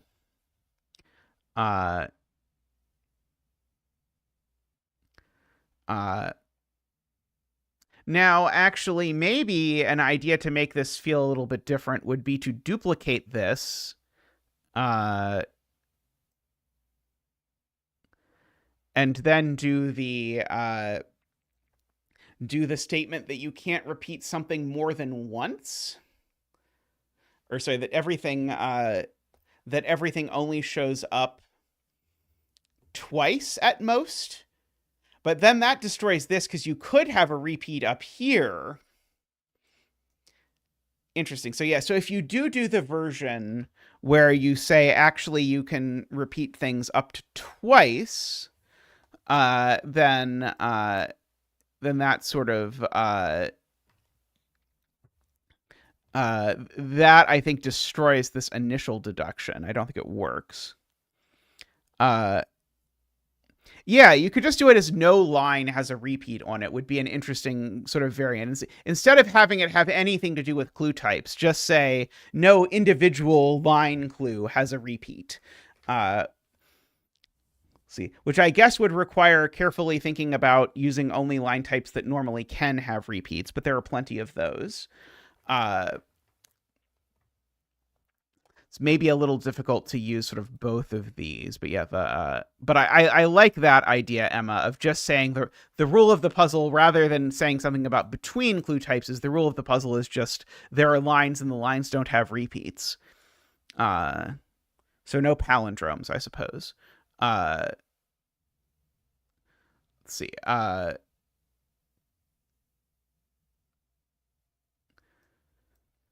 So then, like, a German whispers through it, at least. Yeah, it does make German whispers very interesting, because then, like, a German whispers through here already rules out 6 as a possibility, and 3 only works if it goes with a 7-8. Would 3 with a 7-8 break the break that is a good question. Sorry, I said 7-8, but I meant 8-9, not 7-8. If I make this 3-8-9, yeah, sorry, 3-8-9. The question is, does a 3-8-9 actually break this sum? I guess I can just ask if I'm a little bit clever about just drawing a killer cage over it, I can ask if I can actually do that. And so you actually can put a 3 here, apparently, which is going to force things an awful lot. Let's see. And will always enable solution count, but it's not going to do anything here. So that would, of course... So it could still be... I think we're just going to say, so the current idea is to try just no line has a repeat on it anywhere. So can do all sorts of lines, just they can't have repeats.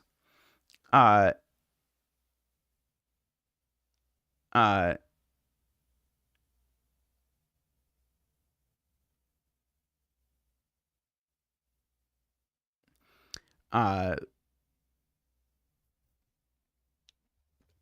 yeah, so that cell is certainly there. Yeah, if this gains wings, uh, uh, that's potentially interesting. But yeah, I like Sayori's point actually. That whatever this digit is, it definitely shows up here, and whatever this digit is, it definitely shows up over here.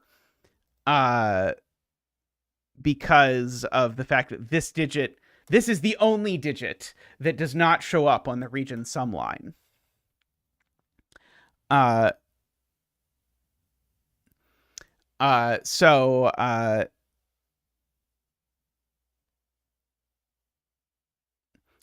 actually this being 9 is actually quite restricted. Because if this is a 9, then the sum is 36 divided by 3, which is 12. Yeah.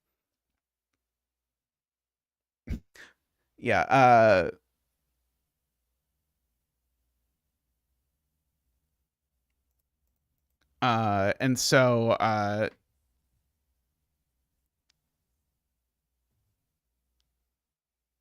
why would that immediately follow that this had to be 9?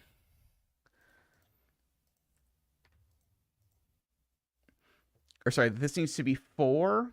Why couldn't this be 5, 7? What am I missing? Oh,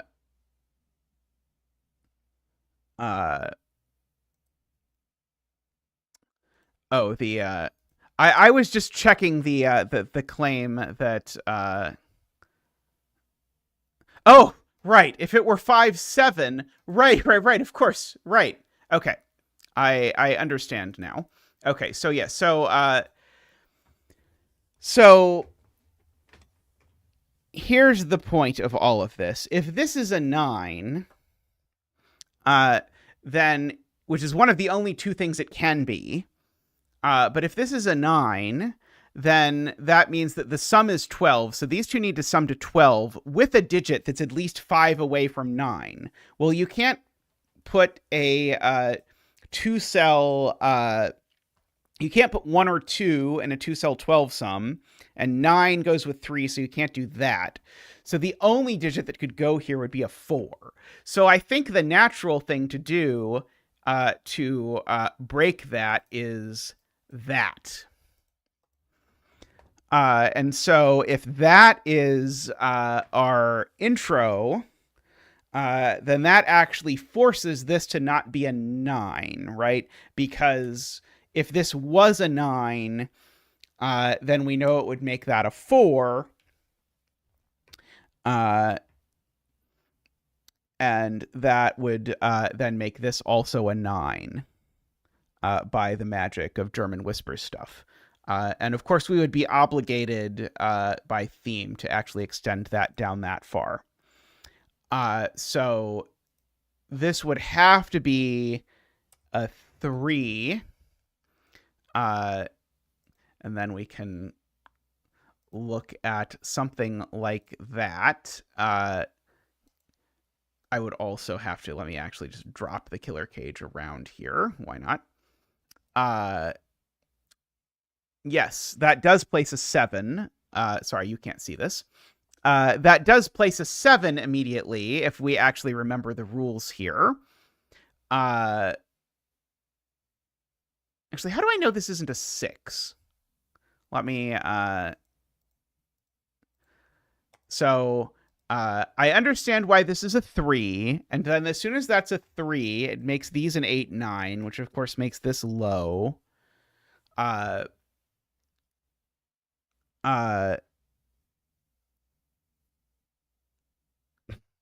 That delights me to hear, Kyle. I mean, I think F puzzles is Like, my biggest complaint about F puzzles, actually, if I'm honest, is that in order to use all the tools that are available, I have to run multiple tamper monkey scripts. Uh, Though, of course, there are interface things that one could make. Yeah, certainly not 3, given that that digit's a 3. So now this digit's high. It's certainly not an 8 or a 9. Why can't it be a 6? And so I think to do that, I have to understand what's going on with the total. So the total is now 42 divided by 3, which is 14. Uh, and so,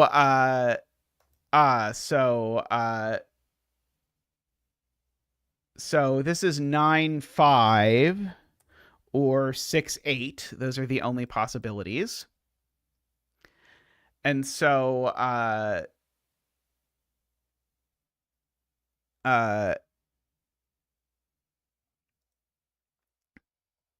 hey, you're making progress, AFK. If as long as people are sort of working on it, I understand it's a hobby thing. Sudoku is not a particularly lucrative area. So I understand it's always going to be something people do in their spare time, but I think it is great that someone is working on it.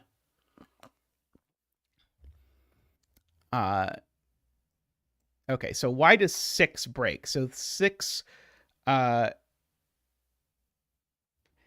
is the question that I am making myself wrap my head around. So it probably has to do with what this sum to 14 is, right? Uh,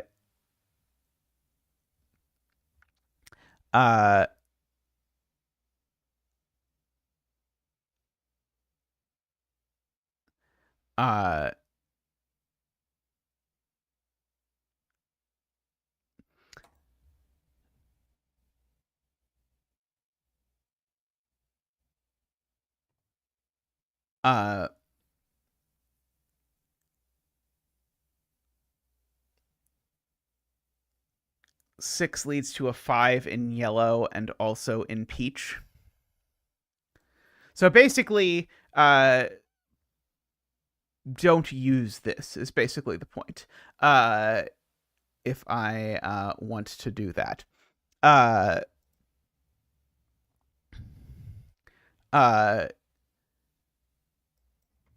But yeah, so so if this is a 6, just to show people what happens. If this is a 6, now that's a 1.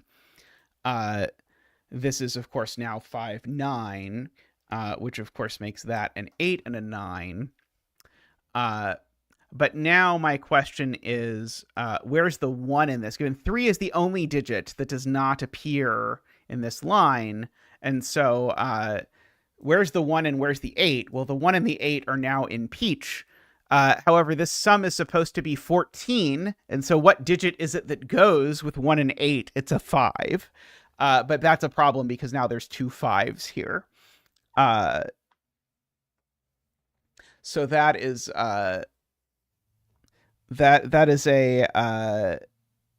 that is a no-go for me as far as steps to put in a puzzle on purpose. My real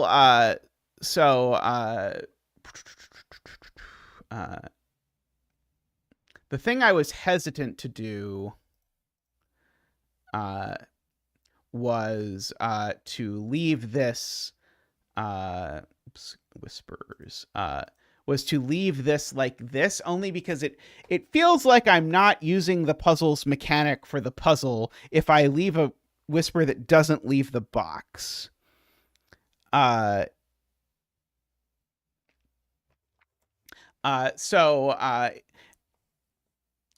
It's very possible that we can sort of like still use this, but we'll have to use it. This is always sort of the worst spot to be in setting, which is where there's a conclusion that's forced, but that you don't want the solver to have to use.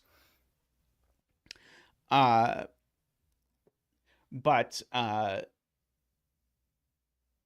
we certainly can think about it. So at this moment, at the very least, we know this is an 8-9. We know this is a 1-2.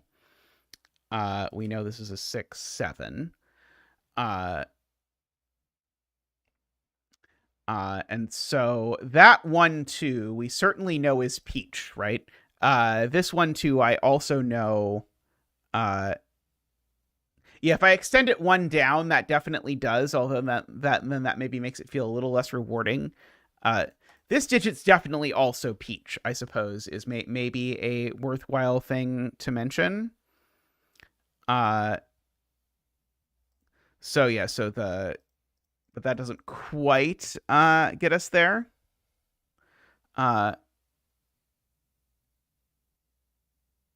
uh, okay, so that's a good idea also to notice is that if I don't put a 7 here, I'm not getting to 14, right?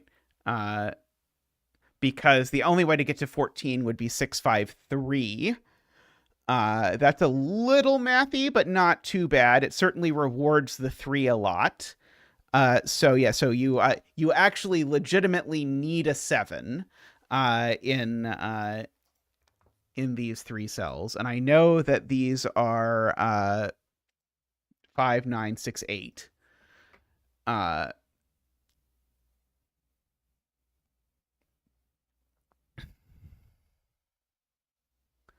uh, oh, 7 can't go with 8 or 9. That's a much better way to see it. I like that a lot better. Yeah, this 7 plus 8 or 9 is too big.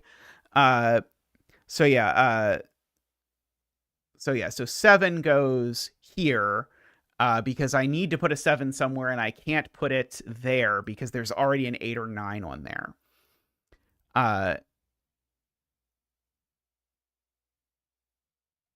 If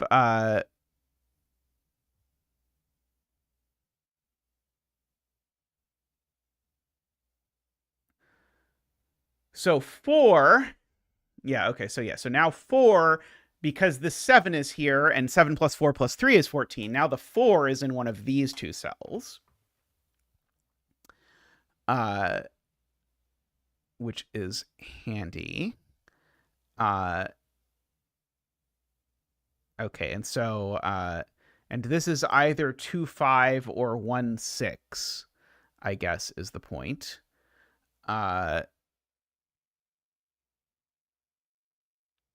And then let's see, is there any way I can? Oh, 4 now definitely goes in pink as well, because we know 4 doesn't go down here and the 4 doesn't go here, actually. So we actually know the 4 is here now. Because of that. So a nice thing to do would be to use the fact that now there's actually a 4 corner mark over down here. In some fashion.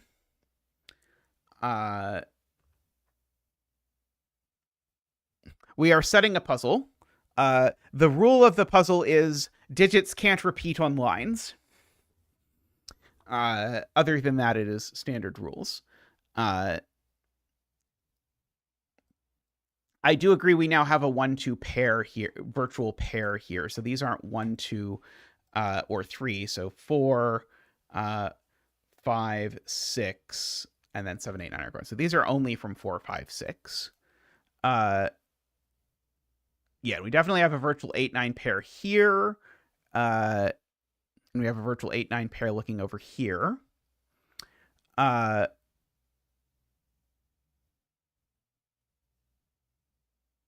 uh,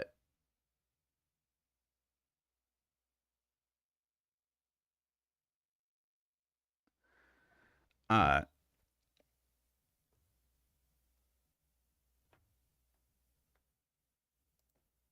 let's see, Jay says, so this is on the line in box 1.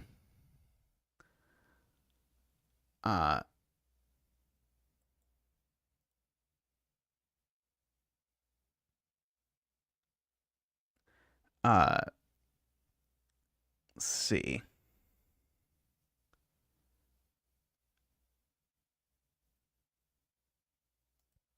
Why is it on the line in box 1 and not in this piece of the line?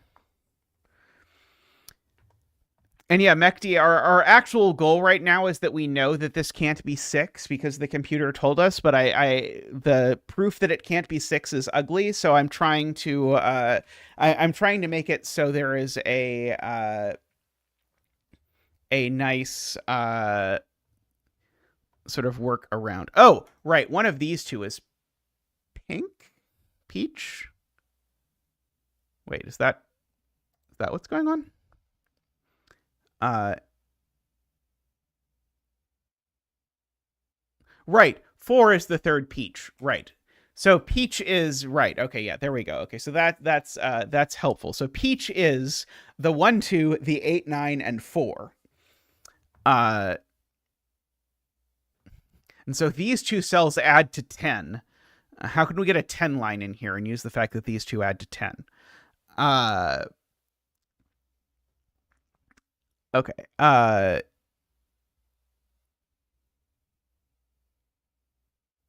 So yeah, so these are 1 2 4 8 9.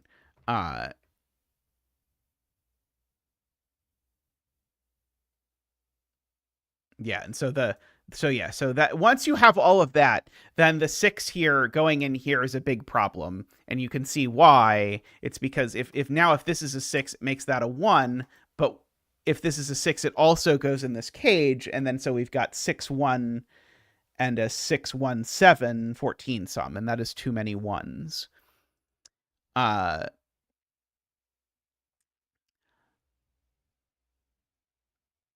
Okay. These 2 4 5 6s are interesting as well. Uh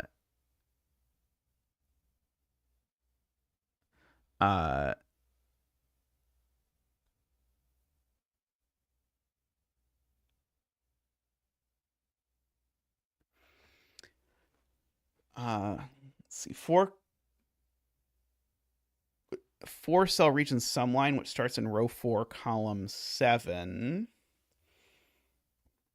and takes all of row 3, column 7 8 9, forces row 4, column 7. Yeah, the basically thinking of making an arrow here. Uh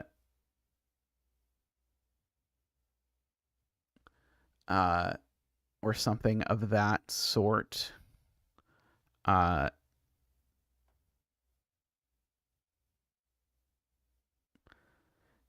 yeah, the right. The point is this digit pushes up the sum of these a bit. I was trying to decide if there's any way I could use that with a region sum line that wasn't an arrow. In some capacity. And yeah, the idea of putting a wow,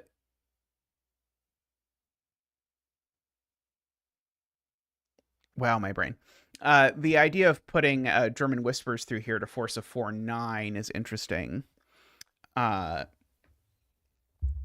Was also contemplating, because yeah, there is definitely a peach 8 9 in here as well. So I was contemplating, like, could we draw a 10 line through these and have that be an interesting sort of like beginning of something.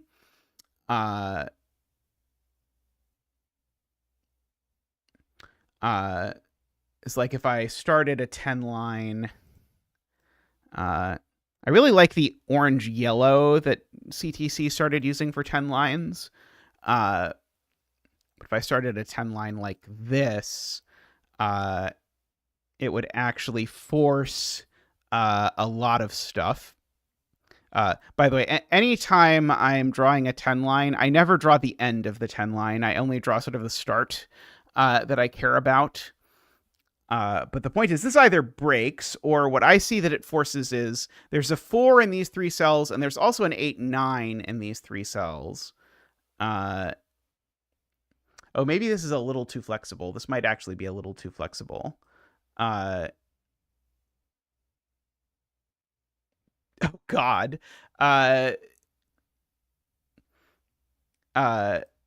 I just realized this actually does exactly the thing I wanted to before, which is that the 8-9 can't go here, because if the 8-9 went here, this would need to be a 1-2, but the 1-2 it goes with is the 1-2 that's down here. So the 8-9 can't go there. And the 8-9 can't go there either. And so the 8-9 would have to go here with the peach 1-2 here, which would force this to be 4-1-5, which is interesting. Okay, so let's oh, it could be 1-8. No, it can't be 1-8-1 because we're not allowed to repeat digits on lines in this puzzle. Uh uh uh so in this instance it would have to be that this would be and I'll have to see how, if this actually leads somewhere interesting. I'll have to see how and again, I'm not committing to end this, but the nice thing is this conclusion is not based on the fact that the line ends here. So this would have to be 1-4-5. Of course, that would not be 4.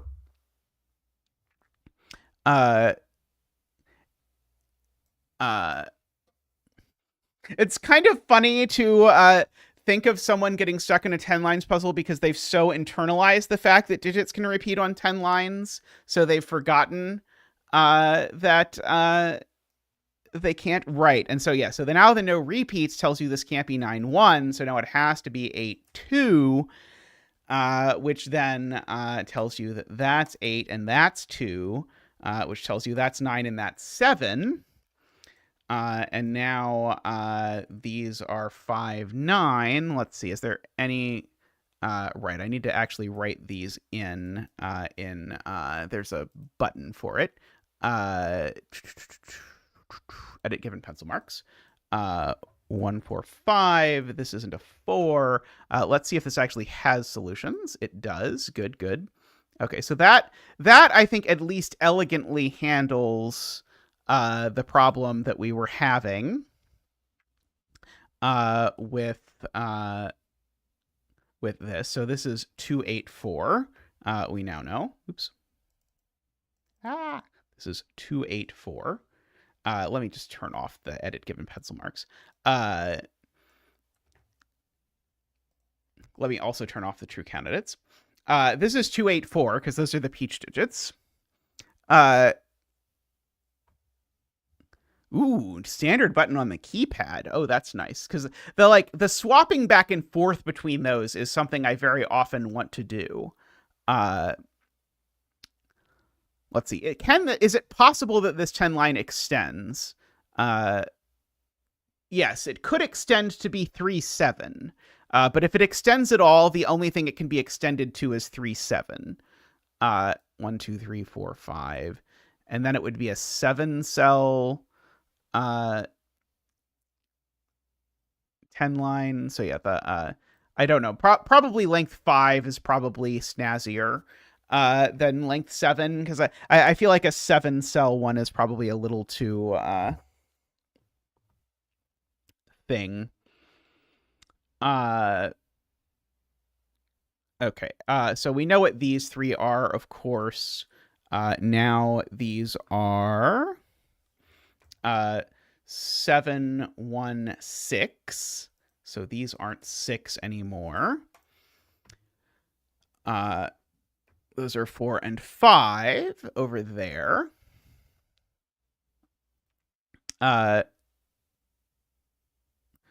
Is this going to be a puzzle where each line type is only going to be used once? That I do not know. It could well be a puzzle where each line type is only used once, or it could be a puzzle where I reuse line types. I guess it depends on sort of what I find. 5 in row 2 is forced. Right. Yes, you're right. Absolutely. 5 in row 2 is forced because it's not in any of these cells, so that's definitely a 5, which makes these not a 5. And I guess I can edit the given pencil marks to say that's not a 5 for sure. And so, now that's the 1 in row 2 as well is also forced for the same reason, basically. So these are just a 6, 7. And I think all of that is very humanable Sudoku. I don't think any of that is going to be egregious. These are 2, 3, 9 is what is up here. Let's see. These are 1, 6, and 7, I believe. And these are 1, 2, 3, 4, 5, 6, 7, 8, 9. 3, 5, and 9. I mean, each line type only being used once or twice is definitely a like natural zeta sort of thing to do, because I tend to be like, of all the clue types that I can think of, what clue type would make this most interesting? What do 3, 5, and 9 add to? 3, 5, and 9 add to 17. That's not an interesting number, unfortunately. I was hoping I could draw a double arrow and have it be really interesting, that there was only one way to make these two work, given that you couldn't use a 3, 5, or 9 anymore. But unfortunately, it just doesn't work, because the only way to make a double arrow through these 3 would be to make it 8, 9, and that already breaks.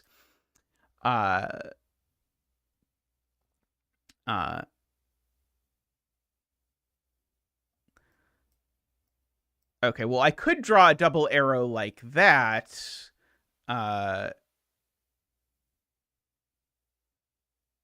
And it feels like it's a little bit stretched. Let's see. Is there anything I could do up here that would be interesting? Or should I go from here? Sort of like the natural building points are to do something around here. Any clue that goes through the 6, 7 in that cell resolves it, which is a nice excuse to put something going through that cell. But I don't know what clue type I would want a 6, 7 on. Entropic line doesn't work, unfortunately. God, it could be modular line. If I make it a modular line, then I think it would sort out everything. Yeah,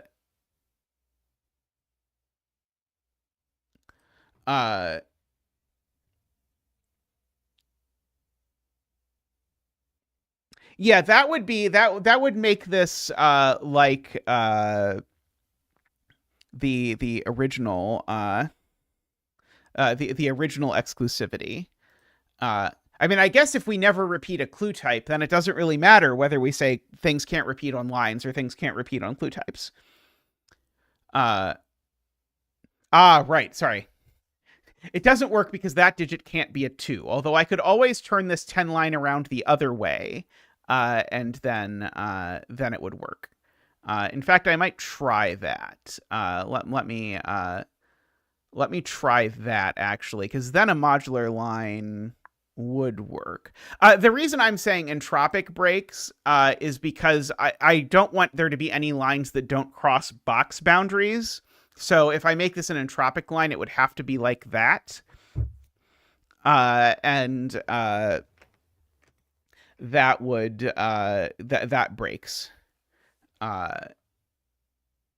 Because that would be the low on the entropic line. Unless my entropic line goes down here, sort of swerving through that. But I generally try to avoid swervy lines if I can.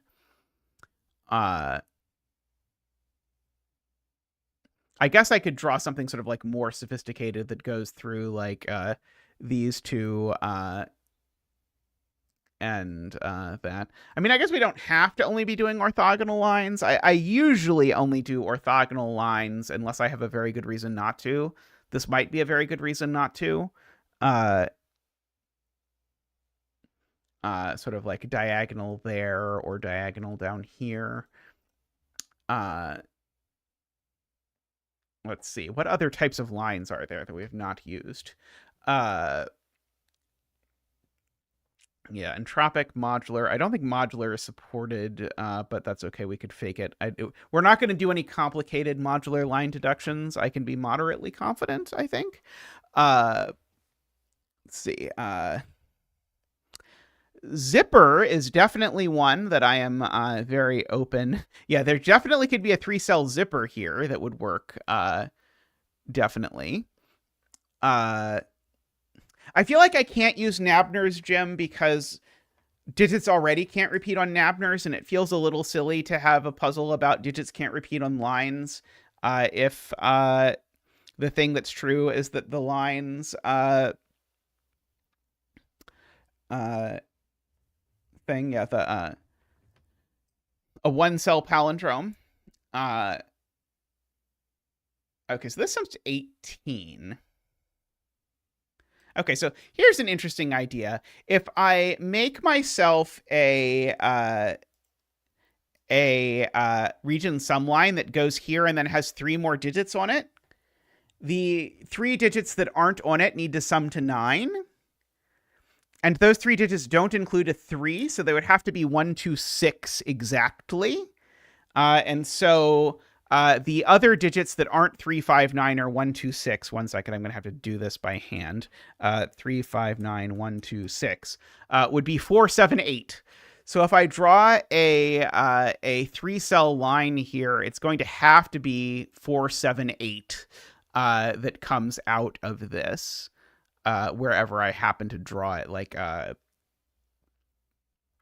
if I do region sum line, hello, like that, for example, I didn't do the math right. Oh, it's because it's 17, not 18. The outies are 11, not 9, because this line sums to 17, not to 18. So the outies are 11. I need to make a 3-cell sum to 11 that doesn't use 3 or 5 or 9.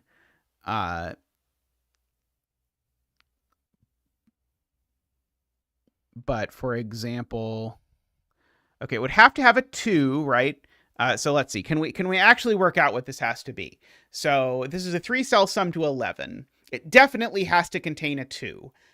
No question that it contains a 2, because if it doesn't contain a 2, then it's at most, or at minimum, 1, 6, 7, given that I'm not allowed to use, 1, 4, 6. No, 1, 4, 6 is possible. Oh, crap, right. We're talking about on the line or off the line. Right. So yeah, I'm thinking about this in terms of the 3-cell sum to 11 of things that are off the line.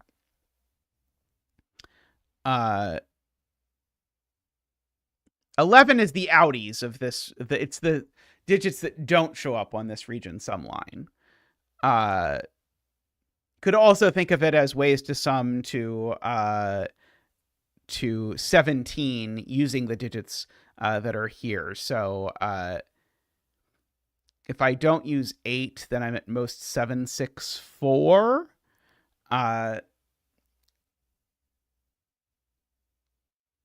And 7, 6, 4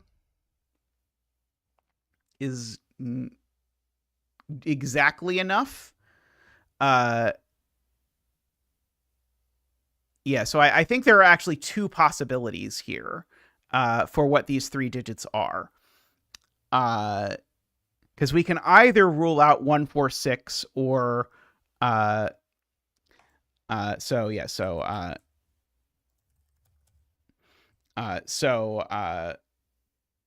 so in both cases we're ruling out 3, 5, 9, but we can either rule out 1, 4, 6 or we can rule out 1, 2, 8. So the possibilities for this are 4, 6, 7 and 2, 7, 8. If we wanted to be really sneaky, and I don't know, this might be way too sneaky, we could do that. Because if we do that, then it certainly can't be 2, 7, 8. But that might be a little ugly. Because I think that, I don't know. The Audi math is a little messy. Uh, but it's also kind of cool that you get to do it. So I'm sort of two minds about the using the Audi math there. But this can't be 278 because 2 and 7 are gone in this row is the reason why I drew the line that funky way.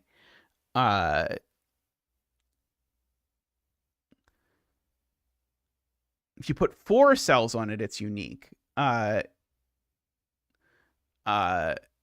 am told. So if you put 4 cells on it, now I need 4 cells summing to 17. So then the Audis need to sum to 11, and they can't be 3. Okay, I like the 4 cell version a lot better. So if I make this a 4 cell line, then I need the Audis to sum to 11, and they can't be 2, 9, 3, 8, or 5, 6. So the Audis have to be 4, 7, which means the 4 digits have to be everything that is not. Sorry, I need to do this the right way. Everything that's not 3, 5, 9 or 4, 7. So it would make them 1, 2, 6, 8. So whatever 4 cell 1, 2, 6, 8 combo I make. So I can make a 1, 2, 6, 8 combo. Let's see.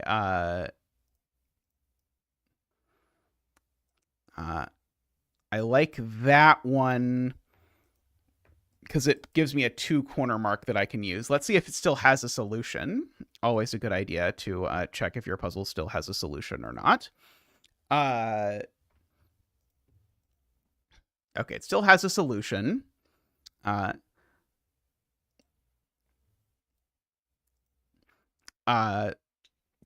And so the thing we decided is these were 1, 2, 6, 8.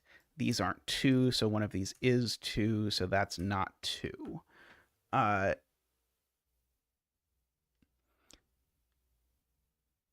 Using all of row 5, column 4, 5, 6. So if I did some sort of like C shape, then it would force some 7 corner marks down at the bottom. Yeah, that is an interesting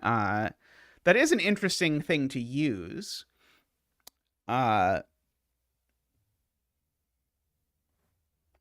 Yeah, I might actually try that because I think it is a very specific reward for actually doing the math and figuring out what this thing is. That these are 1, 2, 6, 8 now. So the point is now the 7 doesn't go here and it doesn't go on this line either because the Audis have to be 4, 7. So there's a 7 down there. So Killer Cage, we can just double check that this has not broken anything or caused any deductions that we did not already feel aware of. And I think we're good on that front. Okay, so that I do like that. That puts a 7 over here. Yeah,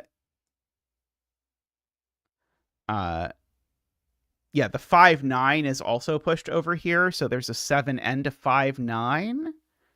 So now if we put an entropic line through these 3, that's actually interesting. Let's try that. Because so entropic lines, if you don't know, every 3 digits need to have a 1, 2, 3. That is a low digit, a 4, 5, 6, which is a middle digit, and a 7, 8, 9, which is and so the point is we know the 7 is the 7, 8, 9, and we also know this digit goes here, so it could no longer be a 9. It can only be a 5, actually, which I like.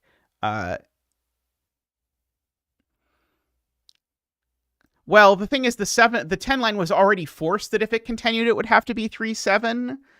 And so it's not really rewarding the 7 corner mark, I don't think. But I think this at least does that, and it does indeed force the thing I wanted and nothing else. So that's a 5 and a 9. Because, again, if that were a 9, it would be forced onto this this entropic line.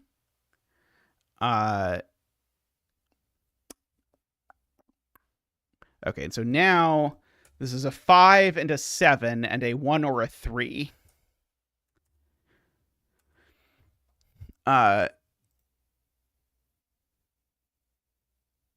Okay, and of course this has to continue out of the box somehow, although it has a good amount thing. I mean, yeah, the where does this cell go in this box? That's how we got this, by paying attention to these. Zach wants a 4 in row 5. Ah, yes. There does have to be a 4 in row 5 somewhere. That is definitely true. Uh,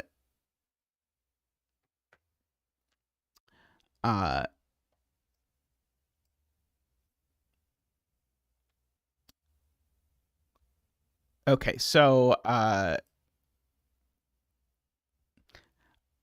I'm noting that if this meanders into this box, it does some interesting things in terms of, if this meanders into this box, the only low digit that's available is 3, and that would backwards go back here. The only high digit that's available is 9. And the only middle digit that's available is 4. So if I extend this at all into this box, I'm just going to do this in the sloppiest possible way for a moment. This digit only actually has a very small number of things. Zach is spelled with a K, canonically. So this, if it's low, it can only be 3. It's certainly not a 7, by the way. If it's middle, it can only be 4. And if it's high, it can only be 9. I don't know if that does anything, but it's sort of an interesting observation. And I don't know if this breaks or anything, or if it actually forces way more than that or whatever. Doesn't look like it forces too much more than that. Interestingly, it does something with the 1 that I don't fully understand. Oops.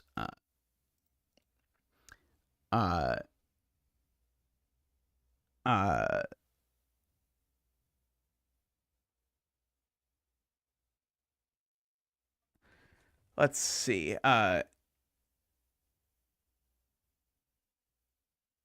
Oh, right, because of the 5-7. Right. So the interesting thing about this is that this immediately, because of the 5-7, this places a 5-7 pair here.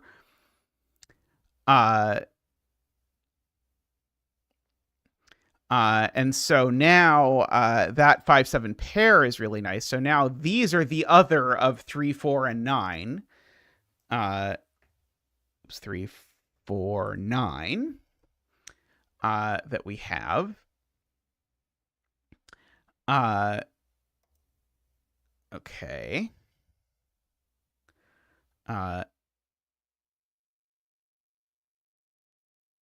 This is not the 2. But yeah, I like this 5-7 pair. This 5-7 pair seems like fun to employ in some mischievous way. And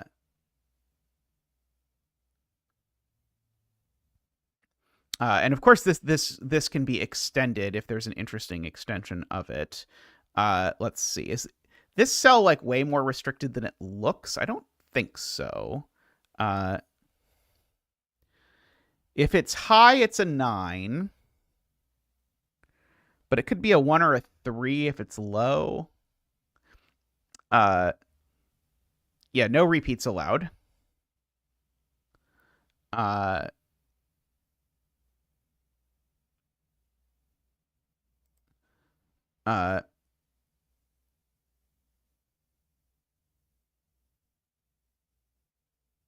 Row 6, column 6 isn't 3?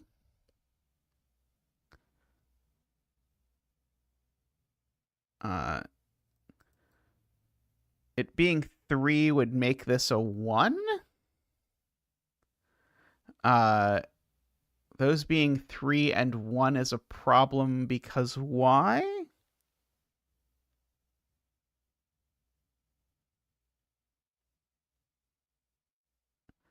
I am confused as to why these can't be 3 and 1.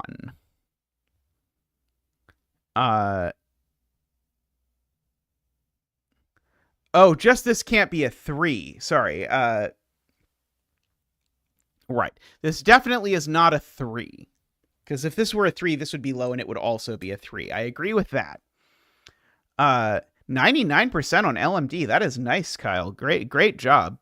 I was really excited. The order is actually the first puzzle I've had in a while that's set for a while at 100% on LMD.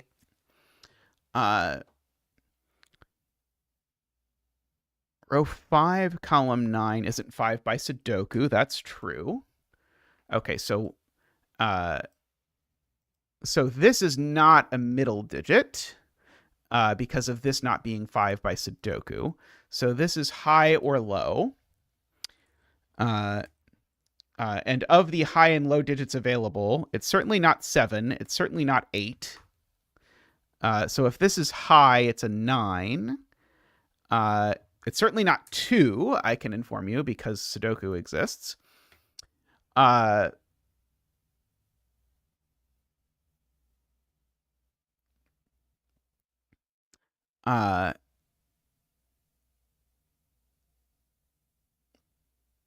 can certainly extend it, certainly extend the entropic line at least one more. I would be happy to do. I don't know if I want to extend it so... I don't know if I want to extend it so long that it's like a complete region. Yeah, if it extends, it probably extends to there. Hey, Jobo, how are you doing?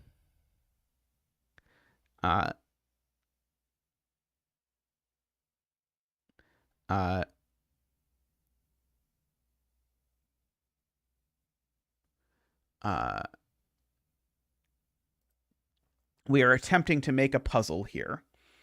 Yeah, extending the line to the left immediately breaks. Yeah, I agree. I would like to never go the full 9 cells is my sort of inclination. My instinct is the same. I'm going to take a quick break real quick, but I'll be back in just a moment. I'm liking how this is going. I think we're onto something here. I'll be back in just a moment.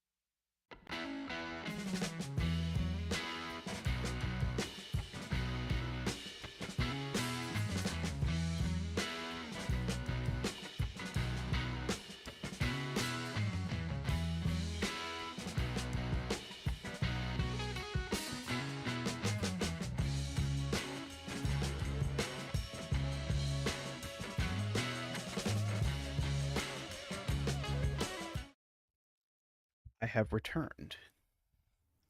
It occurs to me we could draw some sort of pretty interesting, just even visually interesting line going through these two cells now that they only have these two options anyway.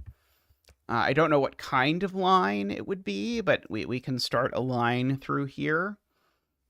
Like a whisper line, for example, could certainly do that, but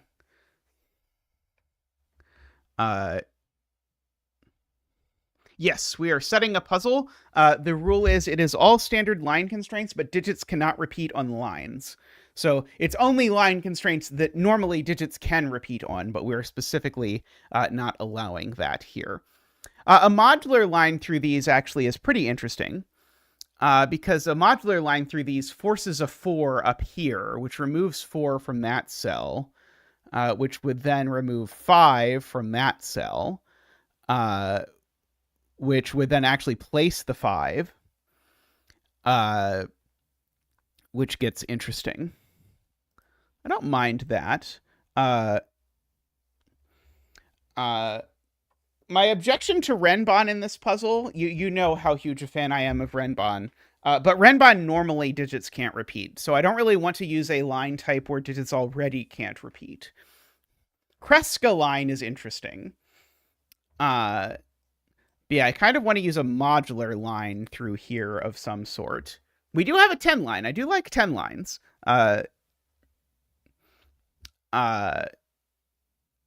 From, let's see. Well, it can't only go from there. Yeah, I think I want to do a modular line that sneaks out this way. Does anyone know the color code for modular line off the top of their head? I suppose it could also be a parity line. Would be kind of interesting if I just did a parity line down here. Actually, if I did a parity line here, it's really interesting because that forces a ton.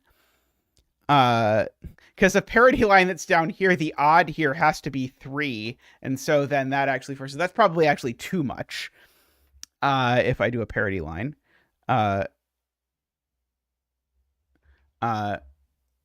horseshoe to row 6, column 4. What kind of line are we horseshoeing? We're 10 line. Tallcat is proposing a 10 line that horseshoes like this.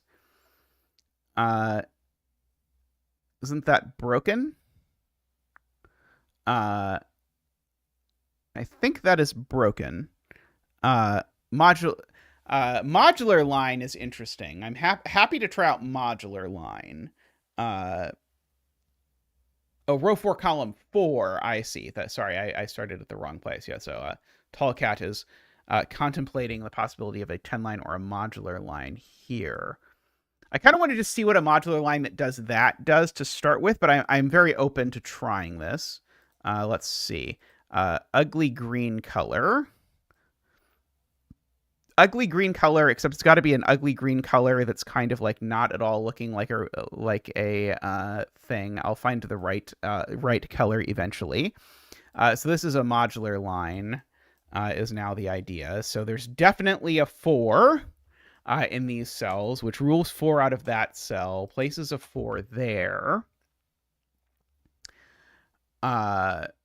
And now that removes 4 from here, which if I count 3 up, removes 5 from here, which actually places the 5 there on this line, if I follow that correctly. So either these are a 1-3 pair or these are a 1-3 pair, funnily enough. Oh, this cell just has to be an 8. This is just a naked 8. Because these 3 need a 2 mod 3 thing. And this is the only thing that can be the 2 mod 3 thing, right? Because 2 and 5 are gone. So this would have to be 8. And now this would be, well, that's not 8 anymore. Let's see. We will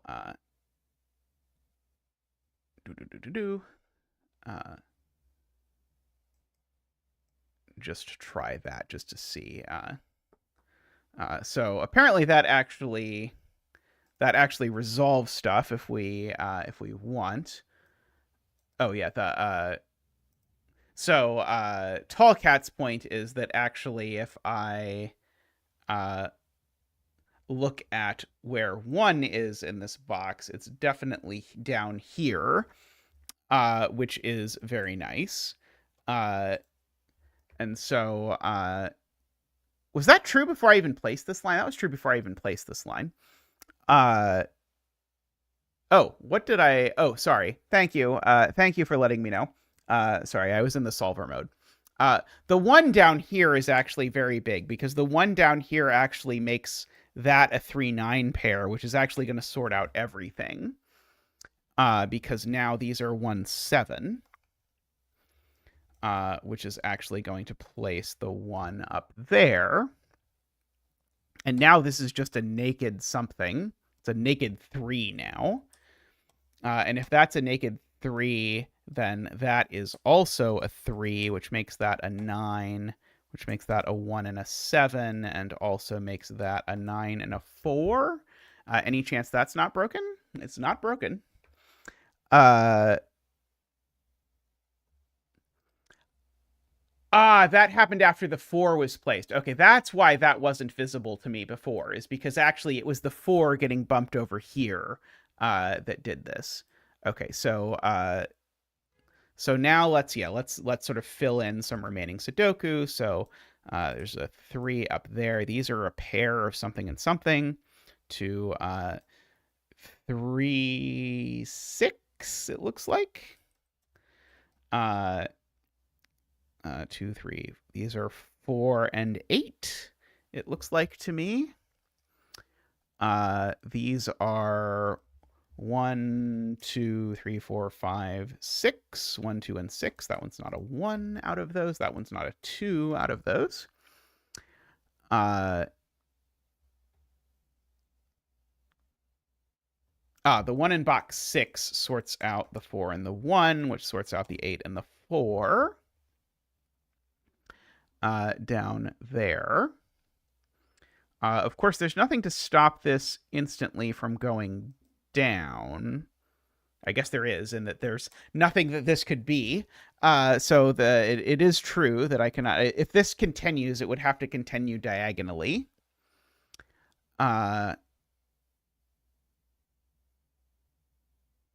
If this continues, it would have to be a 4 or a 6 there, which is not super interesting. This 4 looks up. That's true. 3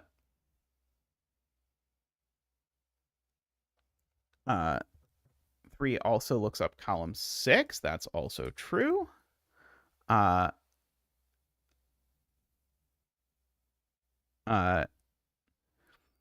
I have avoided diagonal lines so far, which makes me not super eager to use diagonal lines. Oh, the 4 looks up there, so that's a 5 and a 4. Let's see. Okay, so we've got... how are we doing on solution count? Okay, I don't have anything yet that is showing up as green. We did some puzzles, and then we did some setting. The audience was talking about how they really liked setting streams, and I was like, I could set a puzzle. So we're now setting a puzzle. The rule is all of these are normal line constraints.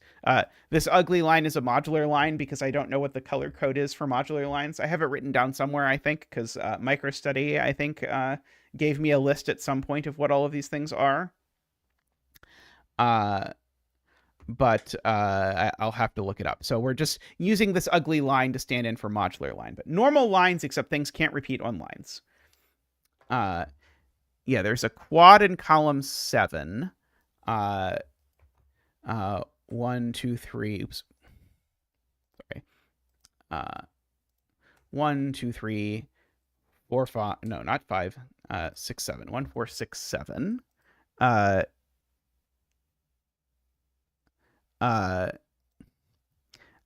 zeta puzzle with diagonal lines. I mean, I don't think I'm opposed to diagonal lines. I'm just opposed, or I just generally like consistency.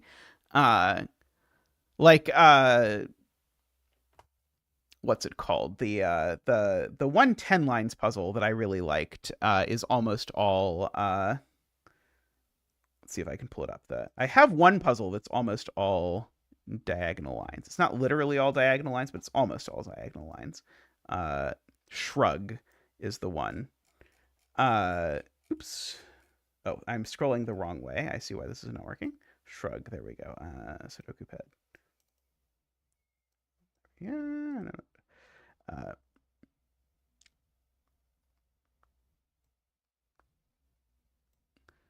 This is probably my most diagonal puzzle. Uh,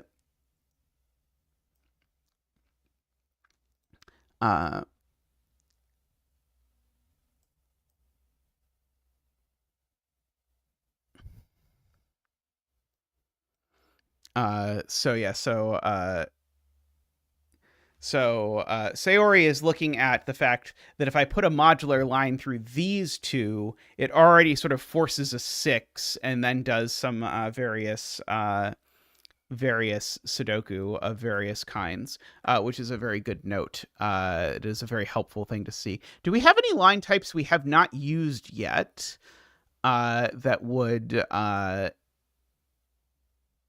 would be interesting with this? We've not used a between line yet, and both between lines and double arrows seem very reasonable as things. Although I guess between lines only become interesting if you draw them in really weird ways that we're not going to draw them in this grid. So probably we're not going to do a between line.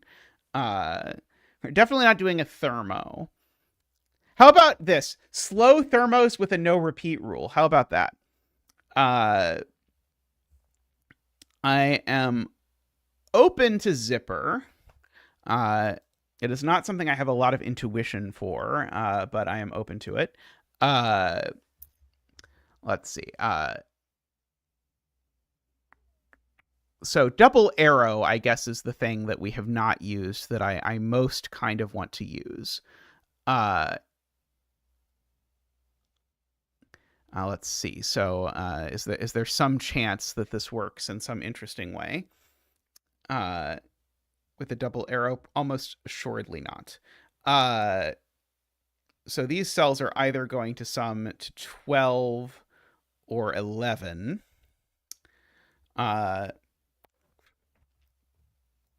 Yeah, there's no. I don't think there's any restriction here about that. Actually, maybe. So let's see. So 11. What would the 11 be? It would have to be 2 9. It couldn't be 3 8. Couldn't be 4 7. Oh, maybe it could be 5 6. Actually, there's probably a couple options for what this would be if this were 11. And then if it were 12, then it couldn't be 3 9 4 8. Could be 5 7, except it can't actually. Okay, so actually it is a little bit interesting if I just draw in a double arrow here. Because I think what I just checked for myself is that it doesn't work if the sum is 12. Because if the sum is 12, it can't be 3 9 by Sudoku. We've used the 4 over here. And it can't be 5 7 because the only way we made the sum 12 is actually by using the 7 over here. So I think if we just fill in this killer cage, I think it's going to tell us that we actually know that this is 1 4 6 now, which is interesting. Just double checking that it does the thing I think it does. Okay, so that makes that a 7 and a 6. Which makes that a 3 and a 6. And these still have 2 options, right? Because they were either 2 9 or... wait, what were they if they weren't 2 9? Wait, is 2 9 the only option? Maybe 2 9 is the only option. Is that true? 3 8 doesn't work. 4 7 doesn't work. Okay, just 2 9. Okay, that's actually nice because that actually is going to clear out a bunch of pencil marks. That's not going to be 2. That's not going to be 2. That 5 has been placed there. Oh, that's not 1 either. Oops, I didn't actually fill in that it wasn't 1. I just said it wasn't. let's see.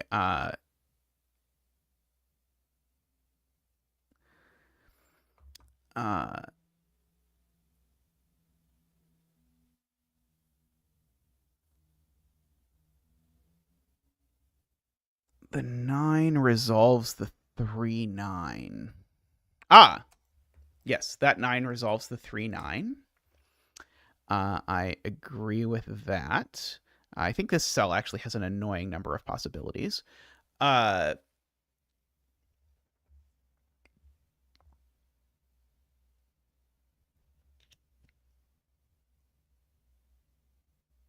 Okay, so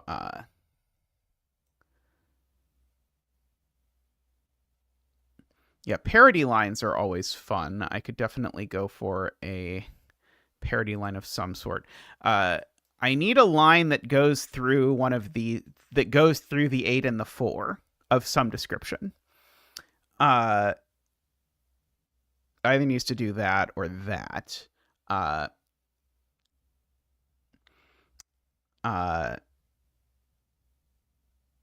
Could certainly be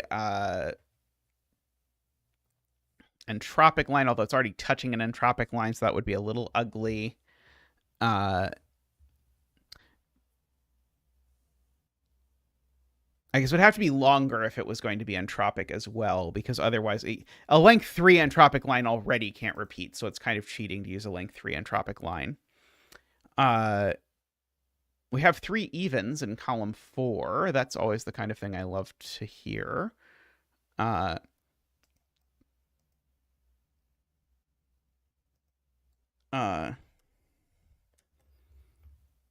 So if we just did a parity line straight down here, the point is that these would have to both be odd.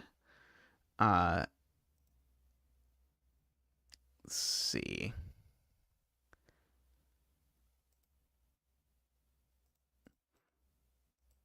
Kind of tempted to put in a little killer clue down here, but that seems a little egregious. I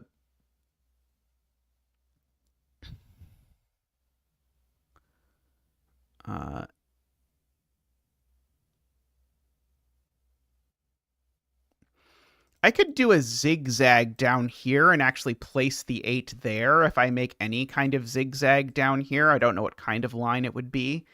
Could try like a zigzag German whispers, maybe. I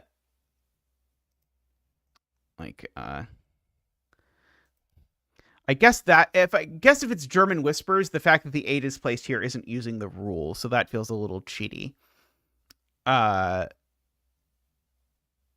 So maybe zigzag entropic line like that. Oops. I have to get rid of the whispers first. This either breaks or it does something interesting. It's a little bit sad that the entropic touches the entropic. But if you look at this, the reason why I wanted to do that is because that makes this a 9, which does a lot of cleaning up of things. Because of the no repeat rule that ends up working. So that's an option at the very least. Let's see. Parity doesn't work because it would use it doesn't do anything. Yeah, whispers doesn't do anything. What are my other choices? Modular line. See, if I make this a modular line, then I would be using the fact that that can't be the 8. And so, in fact, that would be a 2. Let's try making a modular line that does this just because it'll be prettier. I don't know if it will do anything or if it will break horribly. So this has to be a 2, 5, or 8, except it can't be a 5 or an 8. So that's going to be 2, which is going to make that look up at be a 9 and that be a 2. Now, if I look at this, one of these has to be a 7 because 1 and 4 are gone and the 7 needs to go there. So we've got 2, 5, 8, 1, 4, 7, 3, 6, 9. This would have to be the 3 in order to make that work. Oops. that is not what I wanted to do. So that actually sorts out the 9 and the 2 over here. That is going to make this, let's just double check that it actually has solutions. It does in fact have solutions. We're finally starting to get digits that are gray, which is always good. So let's see. So let's fill in this digit: 2, 3, 4, 5, 6, 7. This is an 8. Let's see. 2, 3, 4. One of these is a 5, and the other is a 9. Oh, actually, we know the order. That's the 5. That's the 9.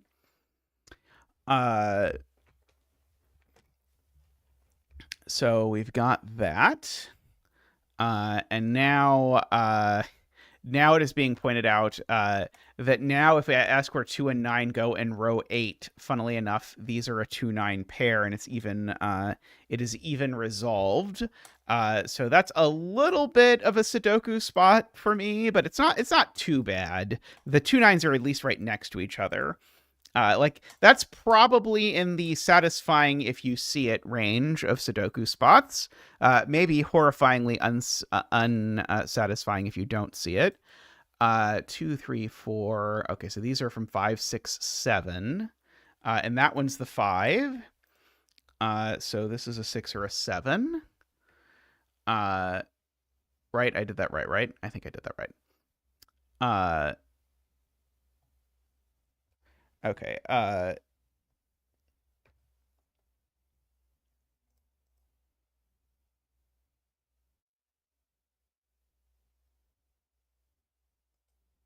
Oh, 2. So, AFK's suggestion is that a line like this actually, when this could normally be a 6, it can't be. So this would be force 6, 1, 7 over there. Maybe like a 3 backwards or something.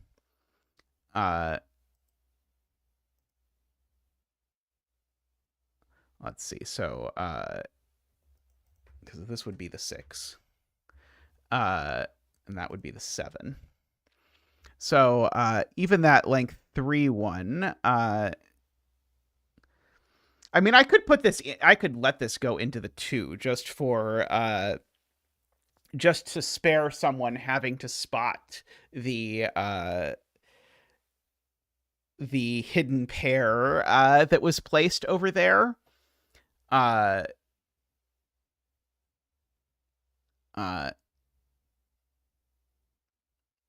But we can see if things if there's other options as well. Does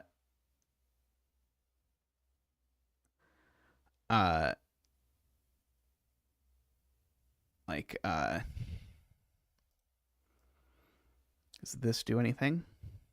It does do something. The screen shift madness is going away. I, as the person who streams F puzzles, will greatly appreciate it, as will the 32 people who are watching at the moment. Maybe no one else will appreciate it, but I think it is a very good idea to replace that. Okay, so the point is, if I draw in a zigzag line through here, this has to be a 6. And it has to go there. So this would be 6 and 6. If there's any kind of line, it doesn't matter what weird kind of line it is. As soon as there's a line that zigzags through these, then it would place that both of these are 6. Actually, just out of curiosity, if I do make both of those 6, how much does that resolve?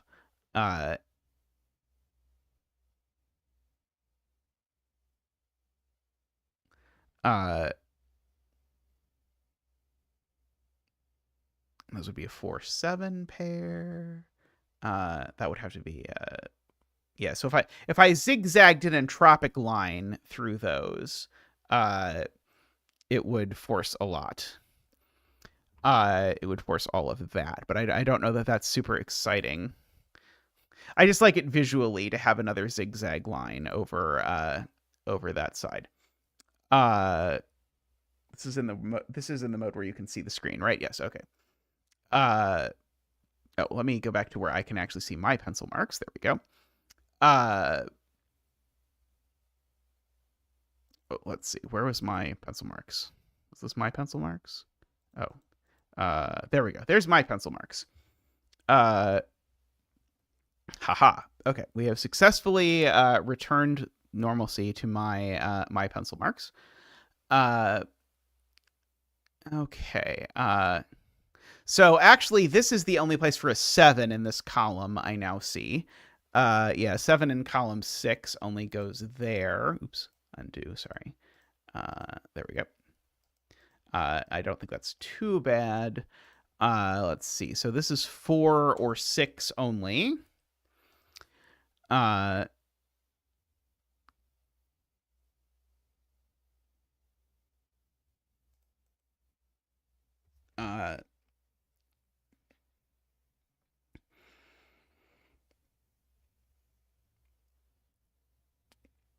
I'm debating if I can draw something interesting through this 4-6. Would have to sort of like bounce up like that, or maybe like L over like that, perhaps. I am not sure.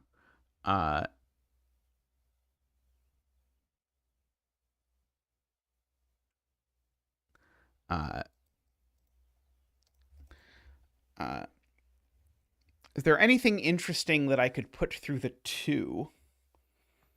Yeah,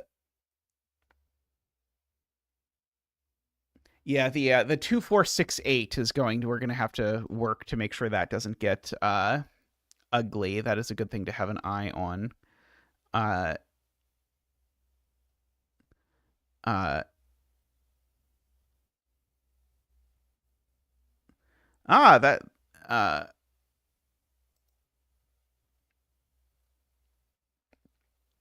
a 10 line like that. Could even do a 10 line through this could be interesting. I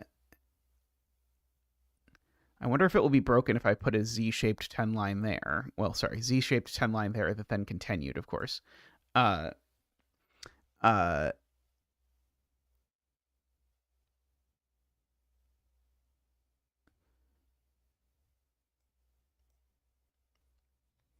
see. Okay, we can attempt the parody line because a few people have suggested it, and I think it's a good idea to try a parody line that goes through here.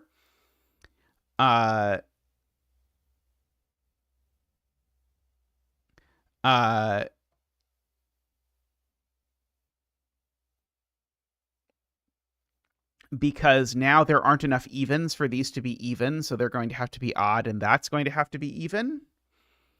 And so it's not a 2 or a 4, so this is a 6 or an... Oh, and it's not an 8 either. It is a naked 6. So that actually makes this a naked 6. Let's actually cheat real quick and make sure it's not broken. Okay, it is in fact not broken. There's a pretty obvious continuation of the line over to here, which would get me to 6. Or sorry, would get me... Oh, no, sorry, it can't continue over there. Never mind, sorry. It's not allowed to continue there. Yeah,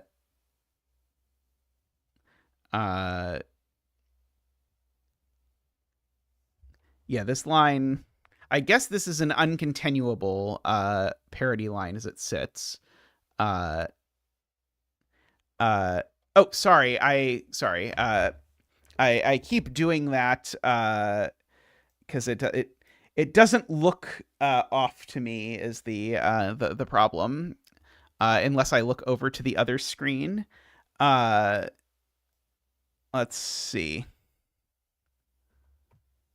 Continue right to the 8. But we're never going to get out of this box, right? Not in any meaningful way. So I don't think this works. Because I don't think we can escape the box. And I don't think we can have a no repeat digits on lines puzzle and then have stuff not repeat on the line. Can you not take row 9, column 2, 3? This cell is a 6 or a 7, and I've already got a 6 and a 7 on the line, so I cannot. So that is out. I could do something really quite adventurous and jump up here with the line and then down here or something like that. And that would actually make it unique, but it sounds like I think this would look quite... I feel like this would be a bit of an eyesore for the grid. I'm not sure. Maybe it wouldn't be so bad. But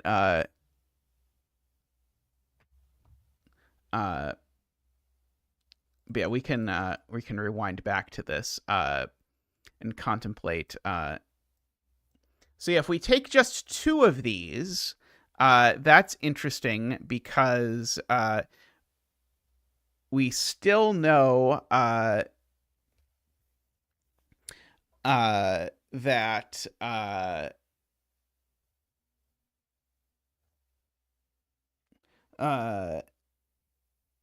don't know. I think the grids with lots of different line types look pretty, but maybe I'm biased.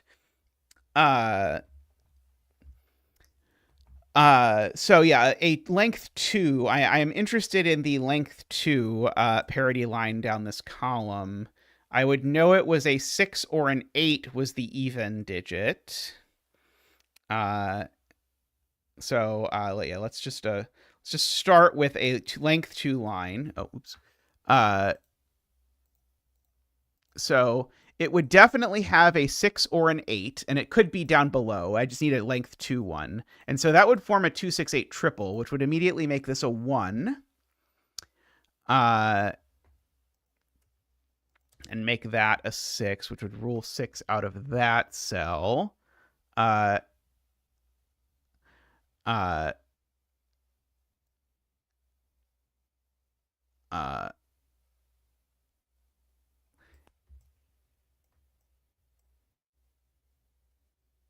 Okay, if this were to go through this cell, does that do so? If instead of doing that, if it did that, are we now in interesting space?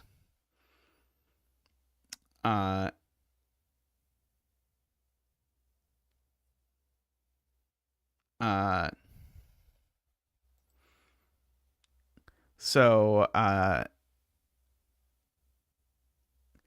if this is the even, and this is what we said before, if this is the even, it's a 6. So basically, funnily enough, that forces this to be a 7, which is hilarious, at least to me and my strange little mind. Because if this is even, it's a 6, and otherwise it's odd. So in no universe is this a 6. So always, actually, that's a 7, which gives me the 6 and the 7 up there. Makes this be 6 or 8. We can go ahead and draw an even square in there and an odd square there just to get the quick check that we haven't broken anything. And we have not broken anything so far. So this cell is certainly 6 or 8. This cell is not 1. Could be 3. Could be 5. It's not 7 or 9. Okay, so somehow Love a good odd square. Oh no, did I call it an odd square? Somehow F puzzles knew that this wasn't a 5. How horrible is it to know that this isn't a 5? Uh uh so this is so the question is, what is this digit? And the answer is it's not even, and it's not 1, it's not 3. So this number is 5 itself. In fact, this is a naked single 7, isn't it? This is a naked single 7, so that makes that a 5, makes that a 7, which makes that a 3.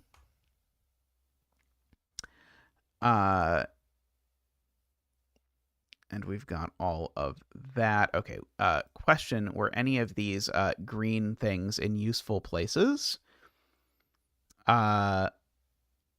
Almost, but not quite, right? So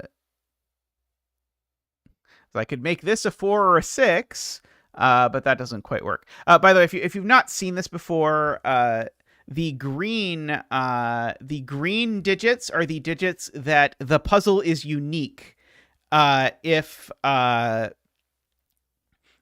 green digit takes that value. Yeah, the row 7, column 9 is secretly a 3. I promise the lines will not be this color in any published version of this.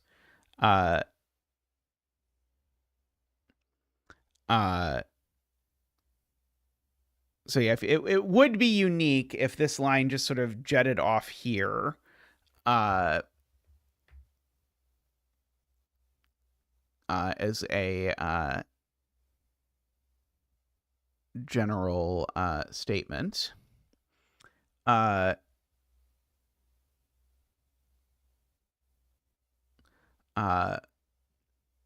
I feel like rather than doing that, I would probably mirror it that way instead if I was going to try and make this look a little bit more visually clean.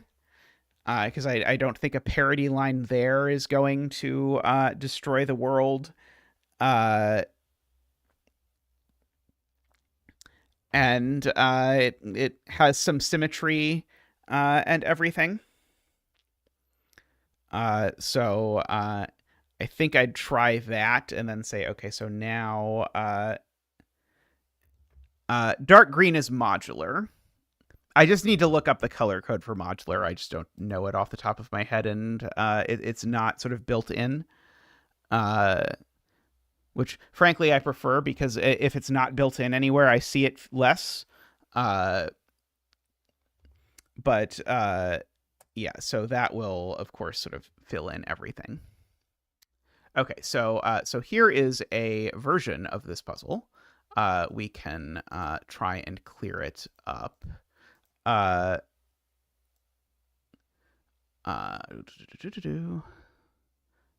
look at a clean version.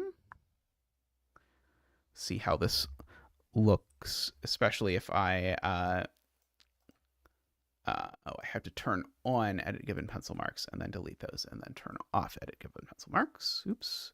There we go. And then close out our cages. Boop, boop, boop, boop, boop, boop, boop, boop, boop, boop, boop. Get rid of the odd even squares, of which we only have a little bit. And get rid of this highlighting. And let's see. Let me see if I can find, I think it's at the top of my thing here. Oh no, my list of colors doesn't actually include. Funnily enough, my list of official colors includes parity line, but not modular line. So apparently, the most common here is FF0000. So the most common would be that, which is a only vaguely different thing. Yeah, I mean, I think the key is like have your lines have similar shapes wherever possible. Try and spread your clues roughly equally through the grid. Like the only thing that really bothers me about this is that the region some lines touch. Uh, but I really liked how the region some lines played logically, so I am willing to accept that they touch. Uh, but slightly slightly there. So we've got that. I'm just trying to decide if I don't think if I Google modular line color, I don't think it's going to tell me, but maybe. Oh, I bet Google AI will tell me. Okay, no, the Googling modular line does not actually result in anything useful. I was intending to actually test solve this, but before I did, I wanted to try and make the modular lines a little nicer looking. Let's see. Okay, I could go for a radically different color. That's where it was, right? I don't want to redraw it and draw it wrong. Let's see. I could just make them orange or something. Let's see. Sudoku Maker says 33BBAA. Okay, let's try 33BBAA.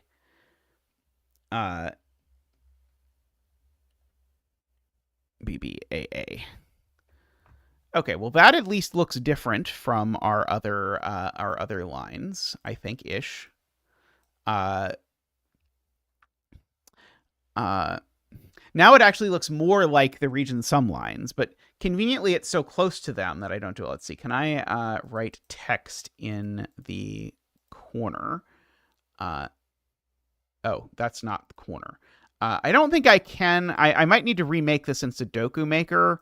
I probably would write like modular or MOD or something on these lines. I don't think I can do that in F puzzles, but like I'd write it in the corner, which I know you can do in Sudoku Maker.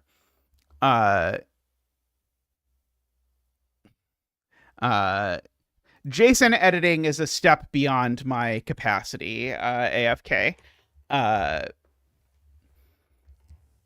Yeah, but anyway, yeah,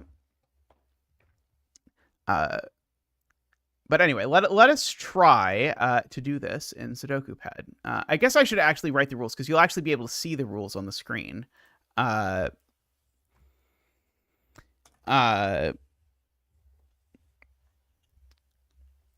see. Zetamath and friends. Normal Sudoku rules.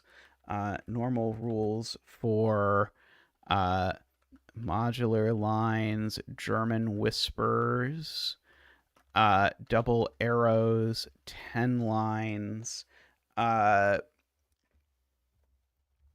etc. Apply. Additionally, digits cannot repeat on lines. Okay, modular lines, tealish, parity lines, red.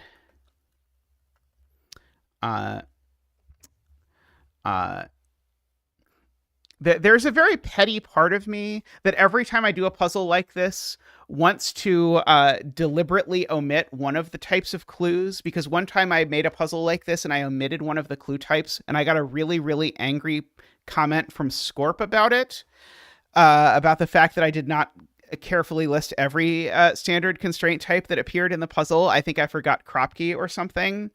And that dark evil part of me therefore wants to, every time I make a puzzle and post it on LMD, not do that.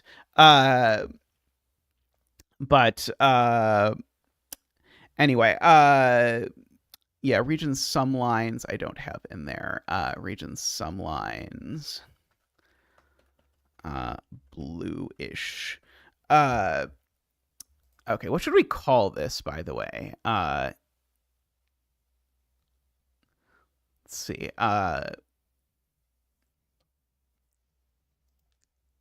let's see.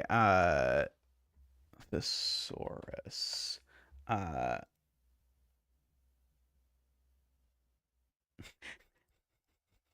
I did consider, like, at the end of this puzzle, we can just have a digits don't repeat on the line, which would be hilarious.